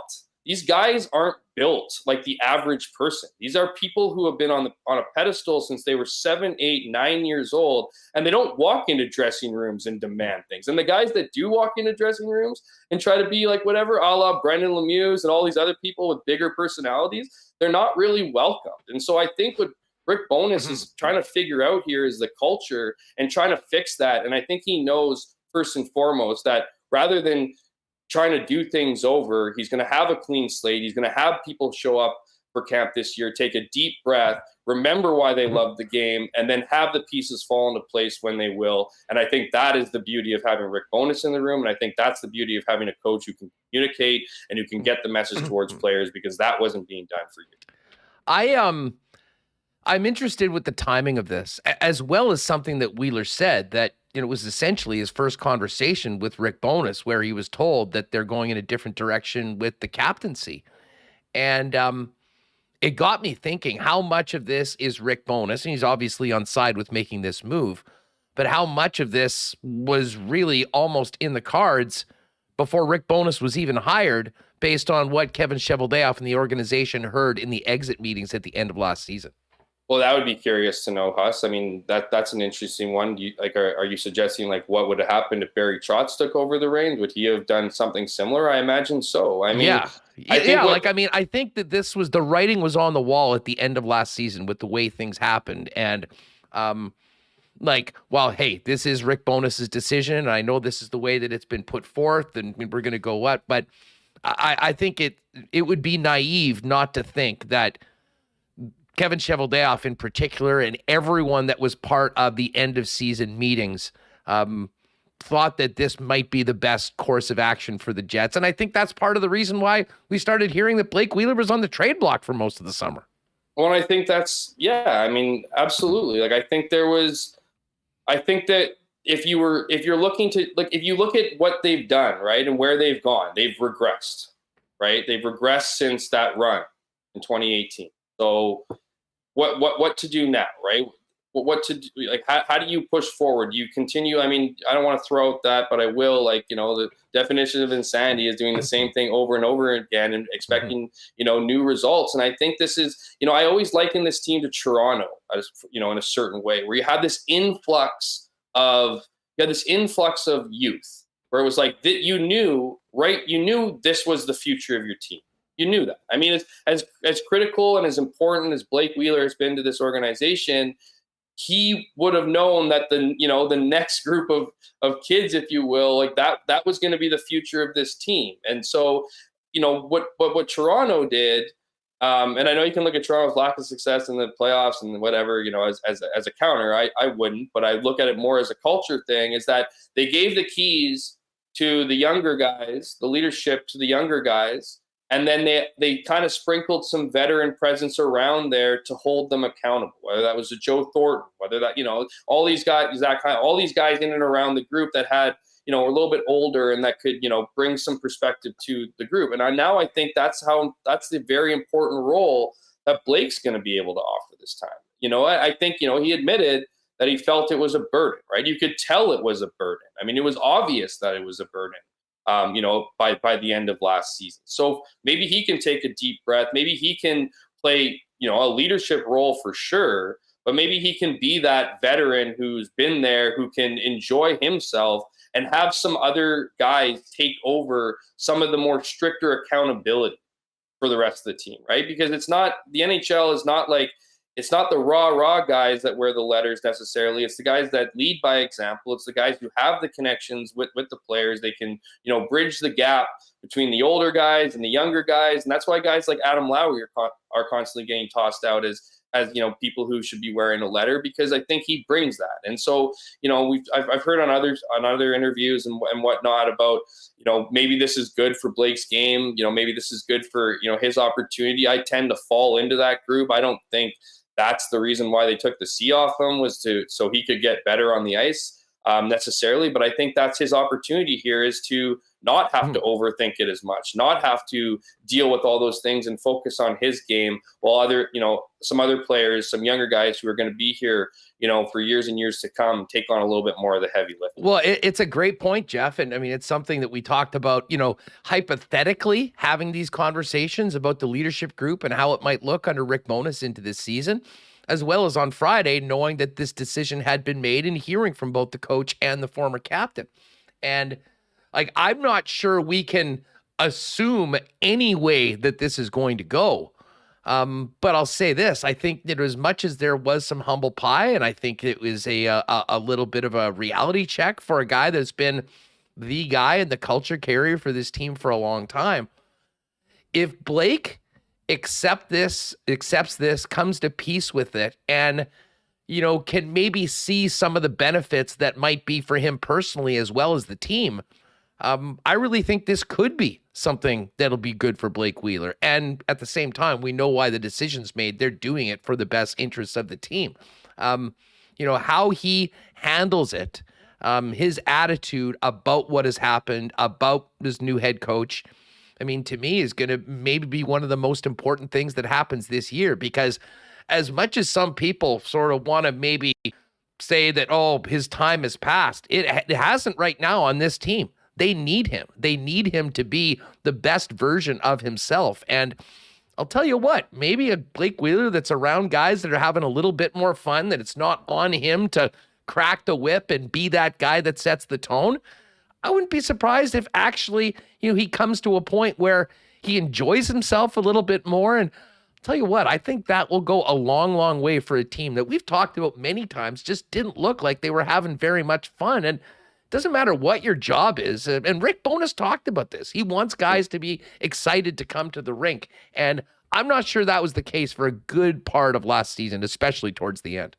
Well, I agree with you. And I think, I think you can make the argument that this is the greatest test of leadership that Blake Wheeler has faced in Winnipeg. It's a great point. Because, it's great. He mentioned in his press conference that look, like, at one point in my career, I needed the validation. Okay. I heard Blake Wheeler come out last year and say that it was like pat himself on the back for coming out and speaking as the captain after weeks of silence. So has he changed? Does he need, does he not need the valid? Like, how is he going to deal with this? This is not an easy thing. And I do agree with you, because the last thing you need is a pissed off Blake Wheeler in that room without wearing a letter. And so I don't think I think Blake is an ultimate pro. He cares and eats and breathes this game. He cares about the Winnipeg Jets. He cares about their success. So I'm going to give him the benefit of the doubt for sure in that regard. But it will be critical to this team's success that whether Blake's wearing an A or C, which he said he doesn't need to wear an A or C, whether he is or not is irrelevant. But what is important is that he takes this the right way and then proves to anybody but his teammates that he might not be wearing the letter, but he can be part of pulling in the same direction and support and be the leader to help others come and do what role he had for the last 6 seasons. You know what? I love what you just said, because that I think is it in a nutshell. They're much like the team I think we've thought has sort of been heading at somewhat of a crossroads. And this is, one of the decisions that I think makes some change, albeit not really from a personnel side. I mean, the way you frame that with this is the greatest both challenge, but also opportunity to show leadership. And I really do think that if he handles this in the best possible way, I think it can be somewhat liberating for him. I think it will be huge for the team. And I really do think that the respect that he's obviously earned with the way that he's played for 11 years in Winnipeg, which certainly is there on a player side, I think that respect will go a long way within the room for some of the guys that are going to be taking over some of that mantle, part of this new leadership group going forward, and really making him still a very important and integral part of this team. Because I think that it's almost the way that it has to be. The other option, if it isn't handled well, or this is something that hangs around him, maybe not as many of the other players on the team, is that you could end up with a player that has meant so much to this franchise on a bit of an island. And I'm certain that that is not what Rick Bowness wants to happen. I don't think anyone in that room would like it to happen. But if it did, I think then it becomes somewhat awkward. But that's part of the reason why I think they got ahead of this, gave Blake some time to process it, and we'll have this as a story that will certainly people be paying attention to, but well in the rearview mirror, hopefully by the time they drop the puck. Yeah, like I don't even have much to add to that, Huss. I mean, I think it really is an opportunity. And I mean, I don't want to say like it or not, but Blake's legacy in Winnipeg is still growing.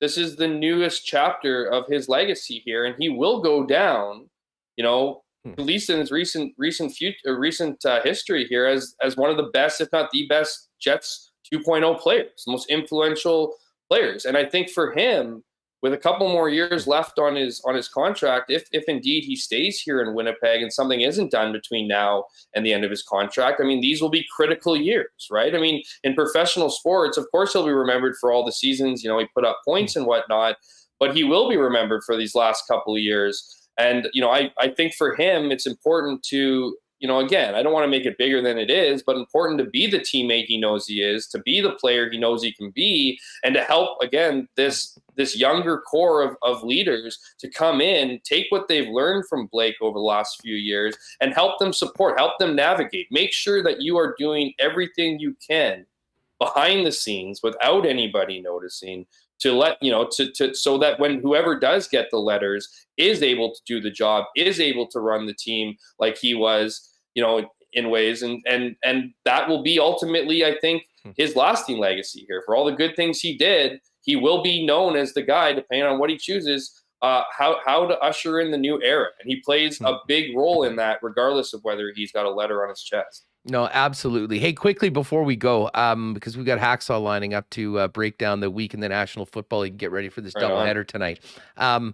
We heard from Mark Scheifele and those clips with Elliot and Jeff coming into this segment. Where does all this leave Mark Scheifele? Because, he had already sort of started the process of, I think, trying to, show that he's engaged and he's in. I mean, I've heard all the right things from Mark, but for a long time, it was always thought of, certainly under Paul Maurice, it was Wheeler, Scheifele, and Wheeler. It didn't seem that was maybe the case at the end of the season. And just your thoughts on, Scheif, who was certainly part of just as much conversation, if not more, than Wheeler was last year when it came to leadership, if you will, although Blake obviously was the captain. Yeah, so Mark's an interesting guy because he still is a big piece of this team, like Blake Wheeler is, but he's younger. They're with what's happening with Pierre-Luc Dubois, whether or not he's going to re-sign. I think there's a reevaluation on maybe, potentially trying to convince Mark to stay even longer. I think it's a bit of I don't think you needed to strip all the letters, but I don't think it would have been surprising if you stripped Mark Scheifele from a letter. I mean, you want your captain to be leading by example. You want your captain to be, a team first guy. And whether it's what we saw on the ice for much of last season, particularly down the stretch under Dave Lowry, or what we heard from him in his postseason comments, that doesn't say like captain at all. So, but that being said, I think you got to understand who Mark is. I mean, I was able to do an in-depth feature on Mark years ago. I know he's a self-admitted horrible loser. And the Jets did a lot of losing last year, and so it weighed on him. And he couldn't help but say certain things and want to get his future. But when it was a lot of me stuff, and then it was not acknowledging that and kind of saying it, kind of throwing it on the media for blowing it up. I mean, I don't know that anyone blew it up. I just think they saw a guy who had 2 years remaining on his contract saying about how much he needed to figure out before he was willing to commit to a commitment he had already made. So, I think this is a big season for Mark. I think there's a big opportunity for him to, he says he had a great offseason. He said he got away and he enjoyed, his summer. And I think we need to give him, a bit of the benefit of the doubt here after last season, because that's what the Jets need, is a big season out of Mark Scheifele. They don't need, they need a guy who's dialed in, a guy who cares. We know how committed he is to hockey. I think the question is how committed he is to the team. And so, particularly when it comes to the captaincy stuff, I definitely think Mark Scheifele is going to get an A, because I don't think you can't strip Mark Scheifele of an A. He said on 32 Thoughts, he wants to be a leader on this team. So if you took his A away from him this year, and I don't think that would have been unwarranted, but if you had, you can pretty much kiss him goodbye after 2 years, because he ain't coming back. So I think this is a big season for Mark. It's a big season for him and his future. He needs to put up, I think he would have been motivated either way. I mean, he's working for a new contract too that can, start, I guess, as early as next season. But I think this is an opportunity for him to take a deep breath like the rest of the team, and really, really just try to get things back on track. And they need Blake Wheeler to do that, they need Mark Scheifele to do that. And so, as much as I think the comments have been a little bit, maybe less accountable than I think they should have been, but that's just my opinion. I do think he is a committed guy. I think he's committed to his teammates, and I think this is going to be a big season for him with a lot of opportunity. And clearly, as you mentioned off the top, he's a fan of Rick Bowness. I don't know what went south with him and Paul Maurice, but that's not the first time that he has mentioned on an interview that he hasn't communicated with Paul Maurice. I mean, those aren't even subtle. Those are comments for a guy like Paul Maurice, who could, talk his way into quitting a team and then taking over, the best team, regular team in the, if he can't convince Mark Scheifele, obviously that relationship wasn't as great as maybe it was perceived, as they attached Mark and Blake together as kind of, Paul's two guys. Yeah, I mean, that was certainly, there has been some eye openers from Scheifele in that respect as to the relationship with Paul Maurice. Well, it's Rick Bonus's job right now. It'll be very interesting to see what happens and what we hear from everyone when training camp officially gets going later on this week. Hammer, always great having you on the program. This was awesome. Congrats again on the important work you're doing in the Winnipeg Free Press. I suggest everyone read that story from Saturday, the Kelsey McKay playbook, and let's do this again soon. We'll see you at the rink. Appreciate it, Huss, and appreciate the commenters. I'm sure it's a mixed group in there, but you know what? It is what it is. I'm looking forward to this hockey season, and let's get her going this week. Right on. Thanks, pal. There it is, at Jeff K. Hamilton on Twitter, and make sure you're reading all of his great work over in the pages of the Winnipeg Free Press. All right, we are going to talk some NFL with Hacksaw. Before we do that, a big thanks to our friends at Princess Auto, proud sponsors of the Blue Bombers and Winnipeg Sports Talk. And, of course, the spot to be before every Bomber home game. Bombers off this week, but back at home next week against the Riders. Make sure to take in all the fun of the Princess Auto tailgate party 2 hours before every game. Of course, Princess Auto is the place where you'll find the best deals on the most unique assortment of tools and equipment around.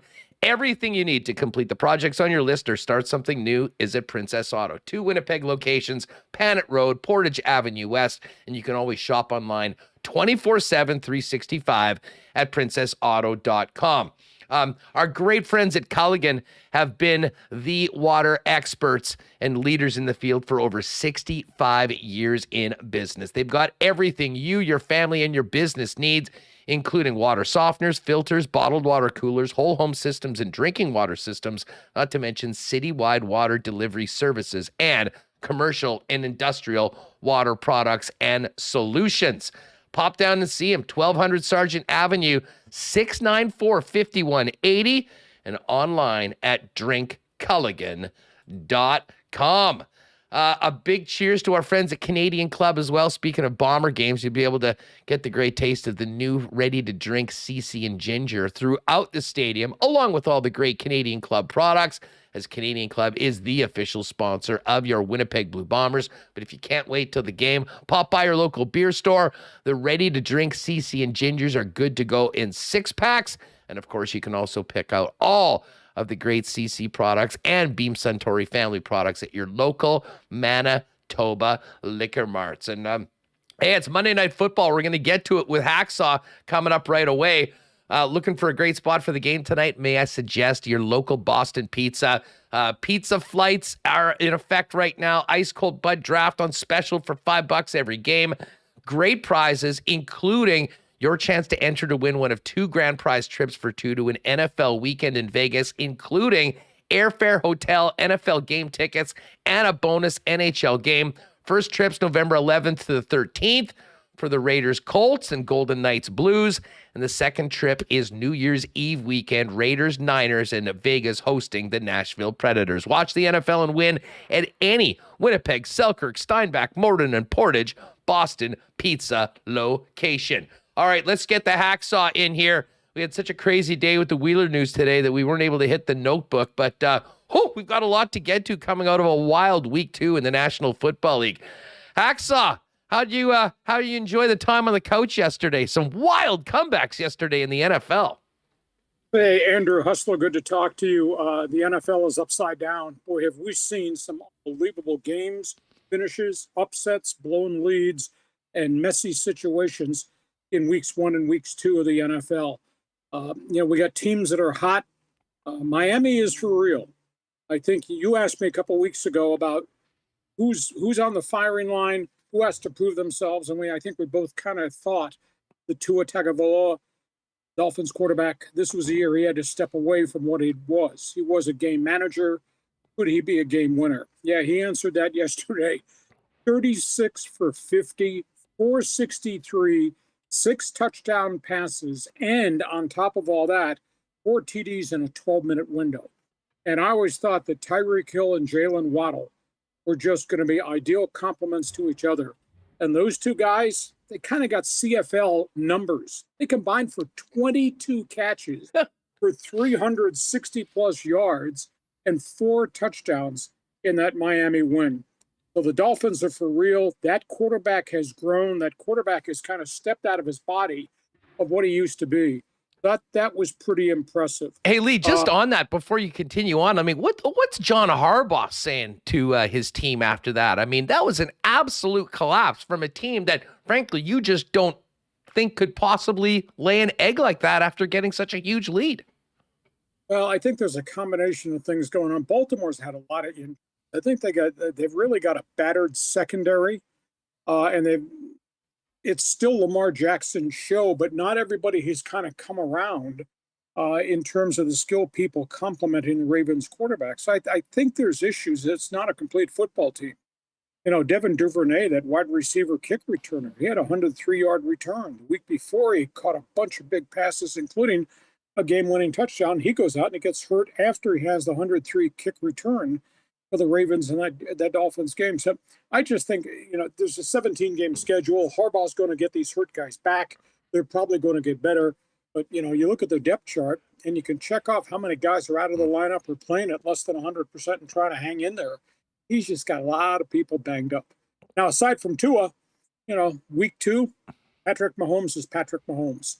And it was interesting because the Chargers coach Brandon Staley made a comment on our conference call last week going into the Thursday night Charger-Kansas City game that he's never seen a quarterback who can take a broken play and create another play out of the broken play that you can't defend than Patrick Mahomes.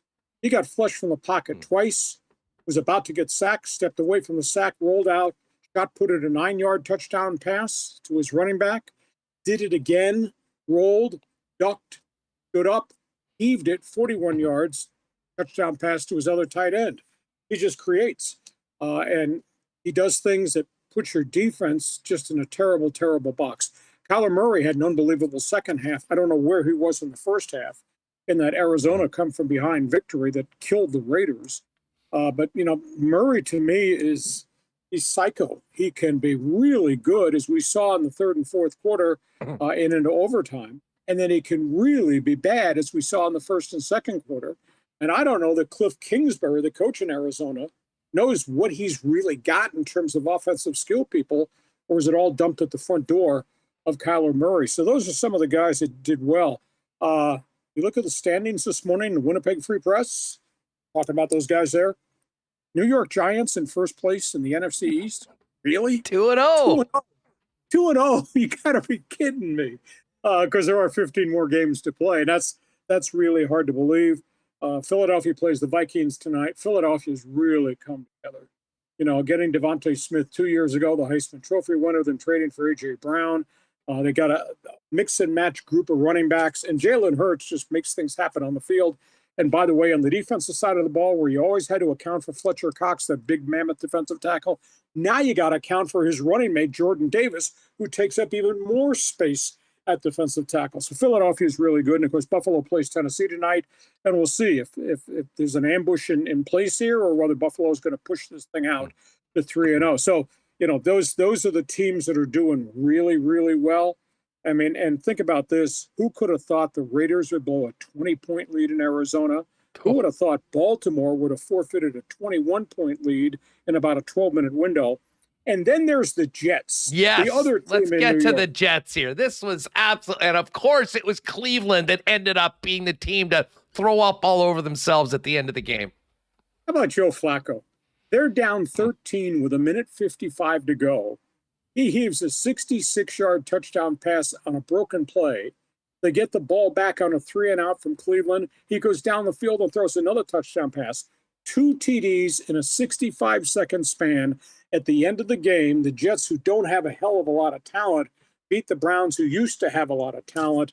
Oh, I wonder how they feel in Cleveland, or if they're still drinking in Cleveland for different reasons. But devastating loss. And Carolina, speaking of Cleveland, Carolina really tough. I mean, they're 0-2, and Baker Mayfield's doing everything he can. But you and I talked about this in our preview a couple of weeks ago.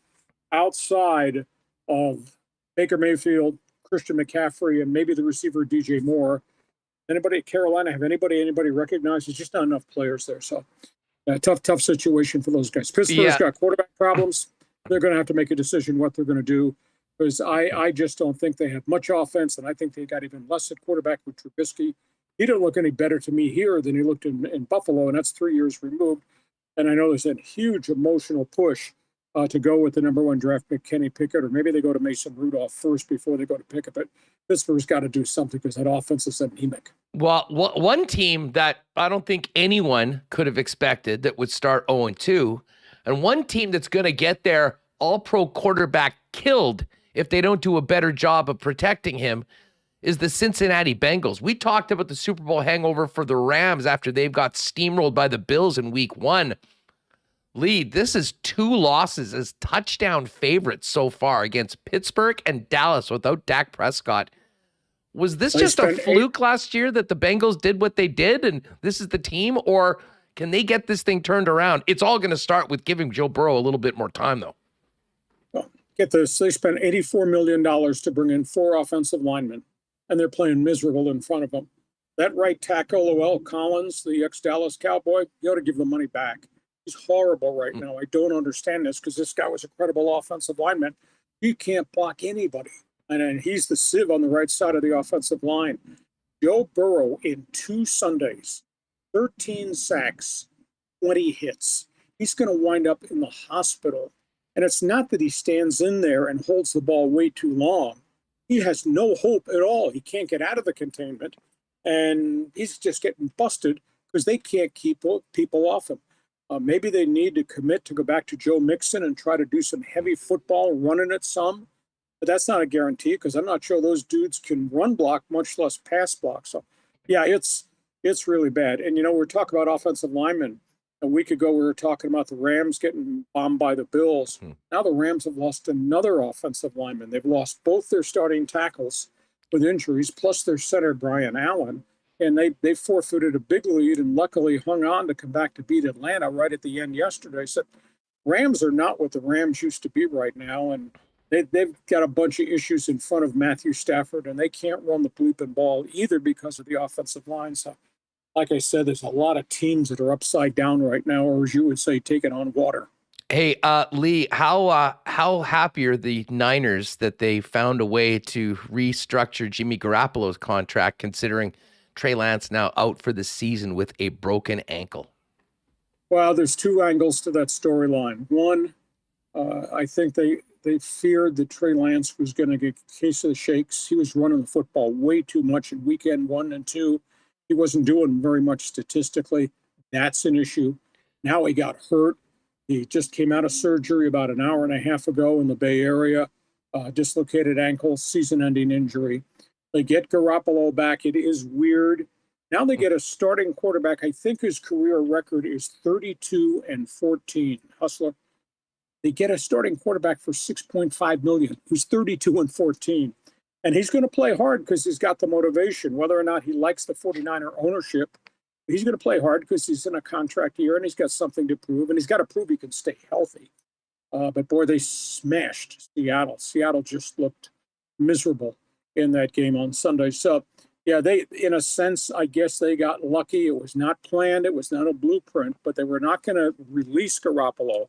But they convinced Jimmy to take a pay cut. Now, Jimmy's got a pile of incentives.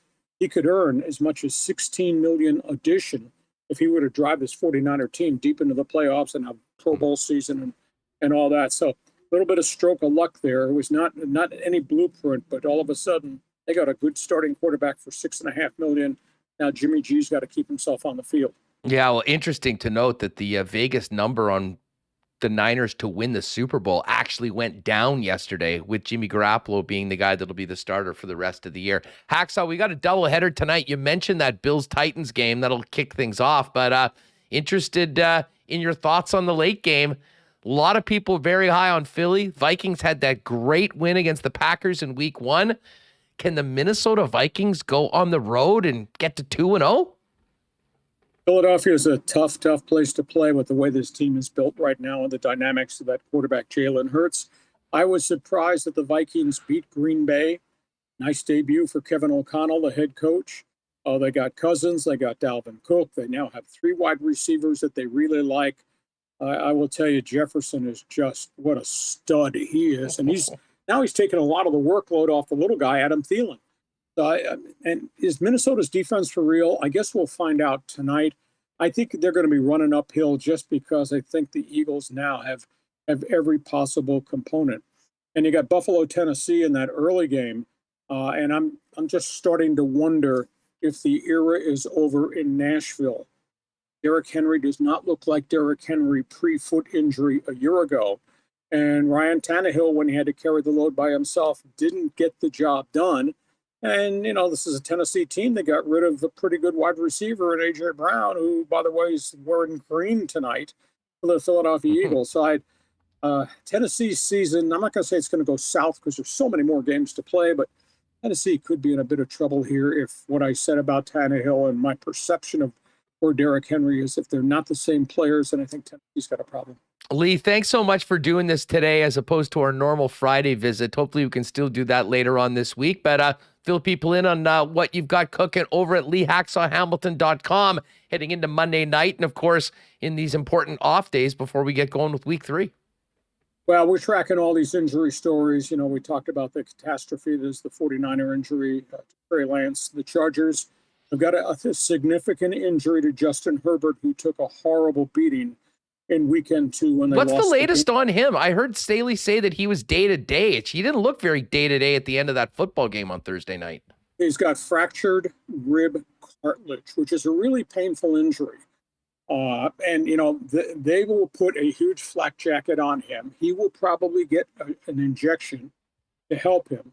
But when you're as active as he is a quarterback, and part of his game is moving the pocket and running, well, he's not going to move the pocket and run with a rib injury like this. And cartilage injuries are painful because not only if you take a hit, but you got to breathe and your body expands. And I don't buy Brandon Staley's day-to-day stuff.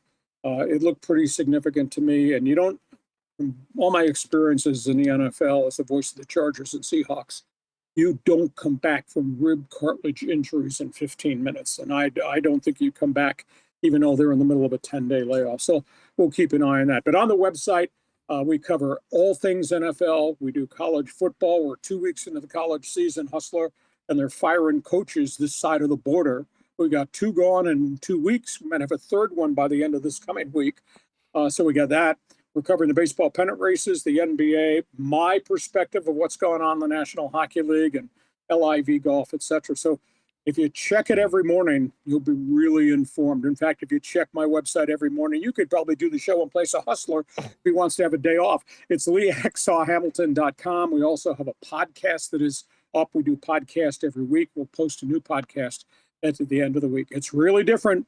I tend to think it's really good, but then again, I always think I'm bleeping brilliant too. It is really good. Bleeping brilliant to say the least. Lee, thanks so much, and I can't wait for our next chat. Have a great night and enjoy this doubleheader this evening in the National Football League. My pleasure, Andrew. Hope we'll get a chance to do it on Beer Friday. Thanks for being Exactly. We'll have an extra 6-pack for you ready to go. There it is, the man himself, Lee Hacksaw Hamilton. Check out the website, LeeHacksawHamilton.com, and make sure to check out what he's got cooking on YouTube as well. Hey, I saw DQ Nick in the chat a few minutes ago. Great to see Nick. It's always cool that our sponsors not only supporting us, but pop in and enjoying the show as well.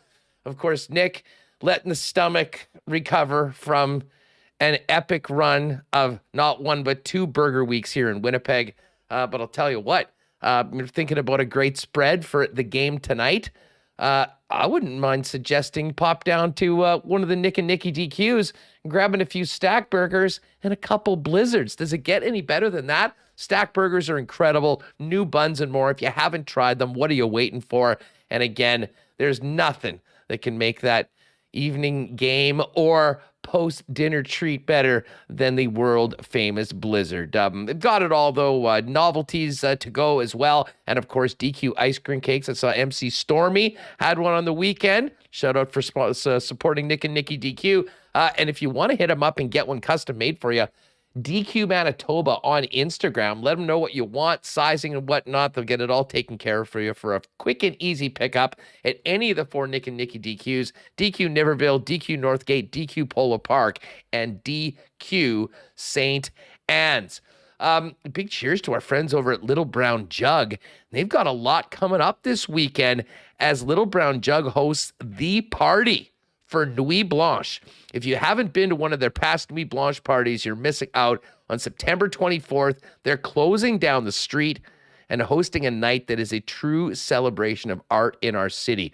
The night features the Moths to a Flame art installation, live music performers Rob Knaggs and Leosa, dance performances, and more. The party goes till 2 a.m. and is free, so don't miss out. Saturday the 24th, September 24th, I should say, our friends at Little Brown Jug down on William Avenue. And of course, you can check the great taste of Little Brown Jug at your favorite local beer store or at the brewery, or of course, order online at littlebrownjug.ca. We'll get to the Coolbet lines in a minute, as well as our picks for Assiniboia Downs tonight, as they're back at the track, and they've actually added an extra day of live racing next week to finish up the season after a canceled card last week. Let's get Remis back in here, though. Remo, man, it's been a fun show. Mondays are always my favorite because there is so much to get to, and obviously keep an eye on what's happening with the Jets out at the YoungStars tournament as well over the last couple hours. Yeah, I see people writing in chat. Chaz Lucius is on the board with a goal. So we talked about him earlier having a not as good start as some of the other former first rounders, and there he is getting into the score sheet. That's great. I think that'll be big, just a big confidence booster for him because, and again, like we talked with Ken last week, I mean, no one's making or breaking their season with what happens at this prospects tournament. But I think a goal, a nice performance in the final game should maybe give him a little bit more confidence coming in after a couple tougher outings to begin the tournament over in Penticton. Here, you want to see this Lucius goal? Let's and I do see it. I've been talking. Everyone Please, everyone in chat as you were talking. Perfetti just scored too, so the Jets now have a lead. Going to get a win at the prospects tournament. Those have been few and far in between historically for the Jets out in Penticton. Here's this Lucius goal. And now gets his first game in the Flame sweater and did well to get an opportunity here. Is Poulin now in front. The Lucius scores. Oh, what a finish. And now gets his first game in the Flame sweater. That was one hell of a finish by Chaz Lucius. Makes absolutely no mistake on the one-timer, top shelf corner. That'll get some fans excited. And then, yes, as we were seeing, Perfetti now scored as well. He's been playing with Brad Lambert this game. Jets now ahead 3-2. Rob Mahoney, new rule, Andrew has to talk during every Jets game. Well, I usually like to watch the games, and but kind of a weird with this final game in the tournament. We're hopefully we'll get Fink on tomorrow. The Fink, voice of the Manitoba Moose, has been out in Penticton. Looking forward to getting a little boots on the ground report on everything that we've seen. But listen, before we get to our Assiniboia Downs picks, let's get to the Coolbet lines for today. New episode of The Lock Shop is out. We hit the Monday Nighters tonight, 2 games. And let's get to the numbers. The Bills right now, 9.5-point home favorites against the Tennessee Titans. And my pick of the day today for the Lock Shop for our daily picks, I'm going over the Bills team total of 29.5. Buffalo seems like an absolute scoring machine right now, and I'm not sure that Tennessee has what it takes to slow down the Bills, never mind stop them. So I'm going with the Bills to put up a number today over 28.5. And, of course, they've got touchdown scorers, all the player props available. But the game itself, 9.5 is the line with the Buffalo Bills laying at home. And then the Minnesota Vikings are getting plus 102 on a 2.5-point spread. Eagles minus 2.5 right now at minus 11. This is the game. I've been looking forward to this game really all week since the game of the week, Chiefs-Chargers on Thursday, although we had some wild tilts last night in the league, Reem. But how are you feeling about the Vikes' chances of getting to 2-0 on the road tonight? A lot of people really high on Philly. Yeah, they look good, but they were playing Detroit, who gives up a lot of points, and you have to wonder if Minnesota will be able to do the same. Jalen Hurts looking very strong. The acquisition of A.J. Brown has, I don't know what Tennessee is doing trading this guy away. I guess contract disputes, but he's looking like the number one receiver that they've needed. So I like both teams. Going to be a high scoring game. Total's 49, but I'm going Minnesota here on the road. I know it feels tough with them outside, and Doesn't Kirk Cousins have some very poor record? Not anymore. He turned into Mr. Monday Night last year. He's won his last two primetime games after being 0 for the majority of his career. I'll go Minnesota. I'm with you. Plus 126 on the money line for the Vikings. Rest of the lines are out in the National Football League. And let's see. Still waiting a Canadian Football League line, so we'll let you know about those tomorrow on the program. Check out the Lock Shop, folks. New content pretty much daily right now through NFL season. At Lock Shop Bets on Twitter. Give us a follow if you wouldn't mind. And check out the podcast wherever you get it, and obviously clips as well on my social media feed. But if you want to use the promo code WST at Coolbet, if you haven't played there before, use promo code WST. You get a 100% bonus up to $200 on your first deposit playing over at Coolbet. And a little Barry Horowitzing. Speaking of the Lock Shop, I hope you got our episode on Saturday, because throughout 4 props. Nick Chubb first touchdown plus 400, check. Tyreek Hill plus 125 anytime touchdown, check. Darren Waller plus 125 anytime touchdown, check. And under 40.5 Steelers and Patriots. That was a check too. As a team, we went 6-1 in the props for the weekend. I went 2-2 overall.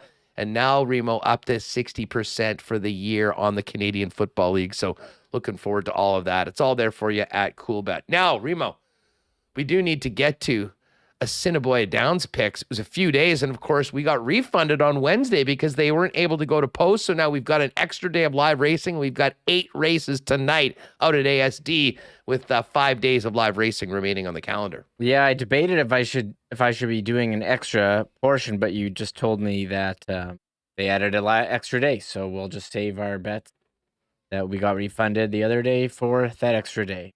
What'd you go with today? Well, I think you can guess who I went with on race 1.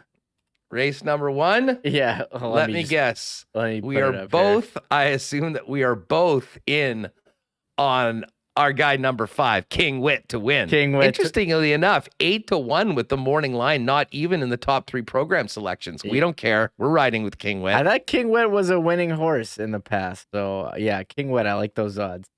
I am on race 6, horse 3 to win, Really Slow, who's actually turned into a big favorite. It wasn't a favorite one. I was on Really Slow early. Yeah. I was on Really Slow before he became a favorite. So. You were like the hipster. I used to see them back in these small clubs when they used to play. Now they're selling out big shows. I was there at the start. You were at the start with Really Slow as one of the great names of all the horses at the track this year. Not paying a lot, but I got to pay my respects to Really Slow. Going back to race 2, I like horse 6 to win, Cuban Cobra. I had the Cuban Cobra, I think, during the canceled race day last week, and I'm back. I just love that name. Got a very wrestling. Cuban Cobra is a great name. I'm also making a win bet. I got Ready to Tap and Sing, horse number 5. Okay. A little bit of a longer shot than the Cuban Cobra, who is the favorite going into that race. And one more, I'm doing a Quinella with Kim's, Texas Bling, and Mia Bear. So those are my picks there. Nicely done. So we've got my my first 5. I got 5-1, 5-2 in race number 3 that we just mentioned. I am going with Kim's Texas Bling to win.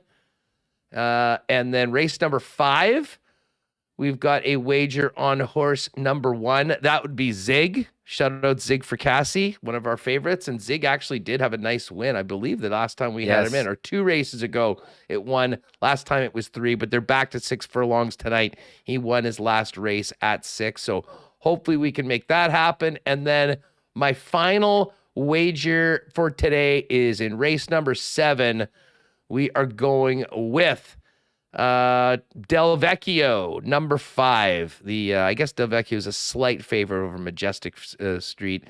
Your old favorite Trump also in this race, along with a couple others. But there you go, folks. If you haven't already and you'd like to play the ponies and are unable to get out to the track, use hpibet.com, bet along with us, and you can bet not only Assiniboia Downs, but tracks around the world. But the best way to enjoy the live racing of Assiniboia Downs is getting out to the track tonight. Of course, free parking, free admission. And if you'd like to try that world-famous prime rib buffet, make a reservation before the end of the year at 885-3330. Great show to kick off the week, Remo. Great to see everyone here, by the way. If you are new, if you've kind of stumbled upon us, make sure to hit that red subscribe button and follow us and subscribe wherever you get your podcast feed if you're not able to join us on YouTube. But tomorrow, man, we'll kind of wrap the prospects tournament and then get ready to drop the puck on training camp. And can't wait for first day of camp. Hear from Rick Bowness, hear from a number of the players. And, of course, a busy weekend heading into FanFest on the 24th. Oh, yeah. It's here. Hockey season. Training camp. What are they going to do? The VO2 max test, the one where you ride on the bike. Do that. How many guys in the best shape of their life? Under 24. Oh, man. How many guys are we going to find out? How many guys coming back talking about their weddings over the summer? There's definitely a couple on the team. What else? What else are we going to hear about? First scrums. I just think it's best shape of your life season. Yeah, well, line rushes. We'll definitely look forward to that. I know Nikolai Ehlers watched every shift he took over and over. I think that was what he said last year or 2 years ago. And he had a great season, but was stopped short because of injury. So I'm very excited. Hockey's back. And we'll be all over it as it continues. Preseason games starting soon. This is great. By the way, now we are not a political show by any stretch of the imagination. However, I do want to give a special WST shout out and good luck to WST original Sean Gitchlishka, who is running for town council, I understand. Really? In Steinbach, absolutely. Put a suit on for the picture. He's got a website. I'm dead serious. Gitch he's already Steinbach's second manliest man. Maybe he can be their manliest counselor. So, is there a link? Town council out there. We will definitely do it. I think it's just starting right now. And Dallas, I guess, is out that way. So anyways, folks, we just wanted to give. I have no idea what the platform is or how town council in Steinbach works, but Sean's a great friend and a great regular at WST and a heck of a funny dude. So we definitely wish him well, and hopefully it all goes well. You'll definitely have our support here at WST. Can't wait for this game tonight, Remo. You said you're liking Minnesota. We're going to ride with the Vikes tonight at plus 126. Oh man, on the money line or the it's 2.5 points. I mean, at this point, let's go. I'm going plus 126. I did like for the lock shop. I went plus 2.5. But man, a little sprinkle on that. Hopefully Gabe Davis will play. If he does, I like him to score a touchdown. And I also like Dalvin Cook plus 575, for first touchdown in the Minnesota-Philly game. They haven't decided Gabe Davis yet. We've been hearing, I was last week where Matthew Berry says highly unlikely he plays, but now we're kind of like on Gabe Davis watch for us fantasy betting players. Exactly. He has not been ruled out, but he's been very questionable going in. Guess it is somewhat of a risky play because he has to play a snap for the bet to count. If he doesn't play a snap, he'll get refunded. But I don't know, the guy's got a knack for getting in the end zone. Even if they only get him a couple targets, I wouldn't be surprised if one is in. I think the Bills are going to be in the end zone a lot, as indicated by my over 28.5 team total for the Buffalo Bills. So coming up tomorrow, I believe we're going to do, is Mike going to be on tomorrow, Reem? No, Mike is in, he's in Minneapolis. So okay. So we're doing a little switcheroony? Yeah, Brandon is in for tomorrow. Oh, nice. Well, listen, we'll crack that out and hopefully have Dan Fink pop on as well. Maybe do a little bit more football, obviously, with the Bombers off. Maybe I'll lean on Andy Mack. We'll get the energy of Andy McNamara to maybe pop on the program tomorrow and wrap the week in the National Football League. But majority of the show, especially with the Bombers on the bye week, will be surrounding the Winnipeg Jets. More fallout. It takes opinion from our regulars. on Blake Wheeler having the C taken away and what this means for the team overall, as well as the captain. I'll look forward to talking about that with Brandon Rowicki, and hopefully going to get voice of the Jets, Paul Edmonds, as well on the program over the next couple of days. Folks, have a great night tonight. Thanks for being with us. Shout out to all the sponsors that make Winnipeg Sports Talk happen every day. We couldn't do it without you. Support them when you have the opportunity. Enjoy these games tonight, and we will see you tomorrow, 1 p.m. live right here on WST. Oh, my God! Oh! Shut it down! Let's go home! Thanks for tuning in to Winnipeg Sports Talk Daily. Make sure to subscribe on YouTube and your favorite podcast feed at winnipegsportstalk.com.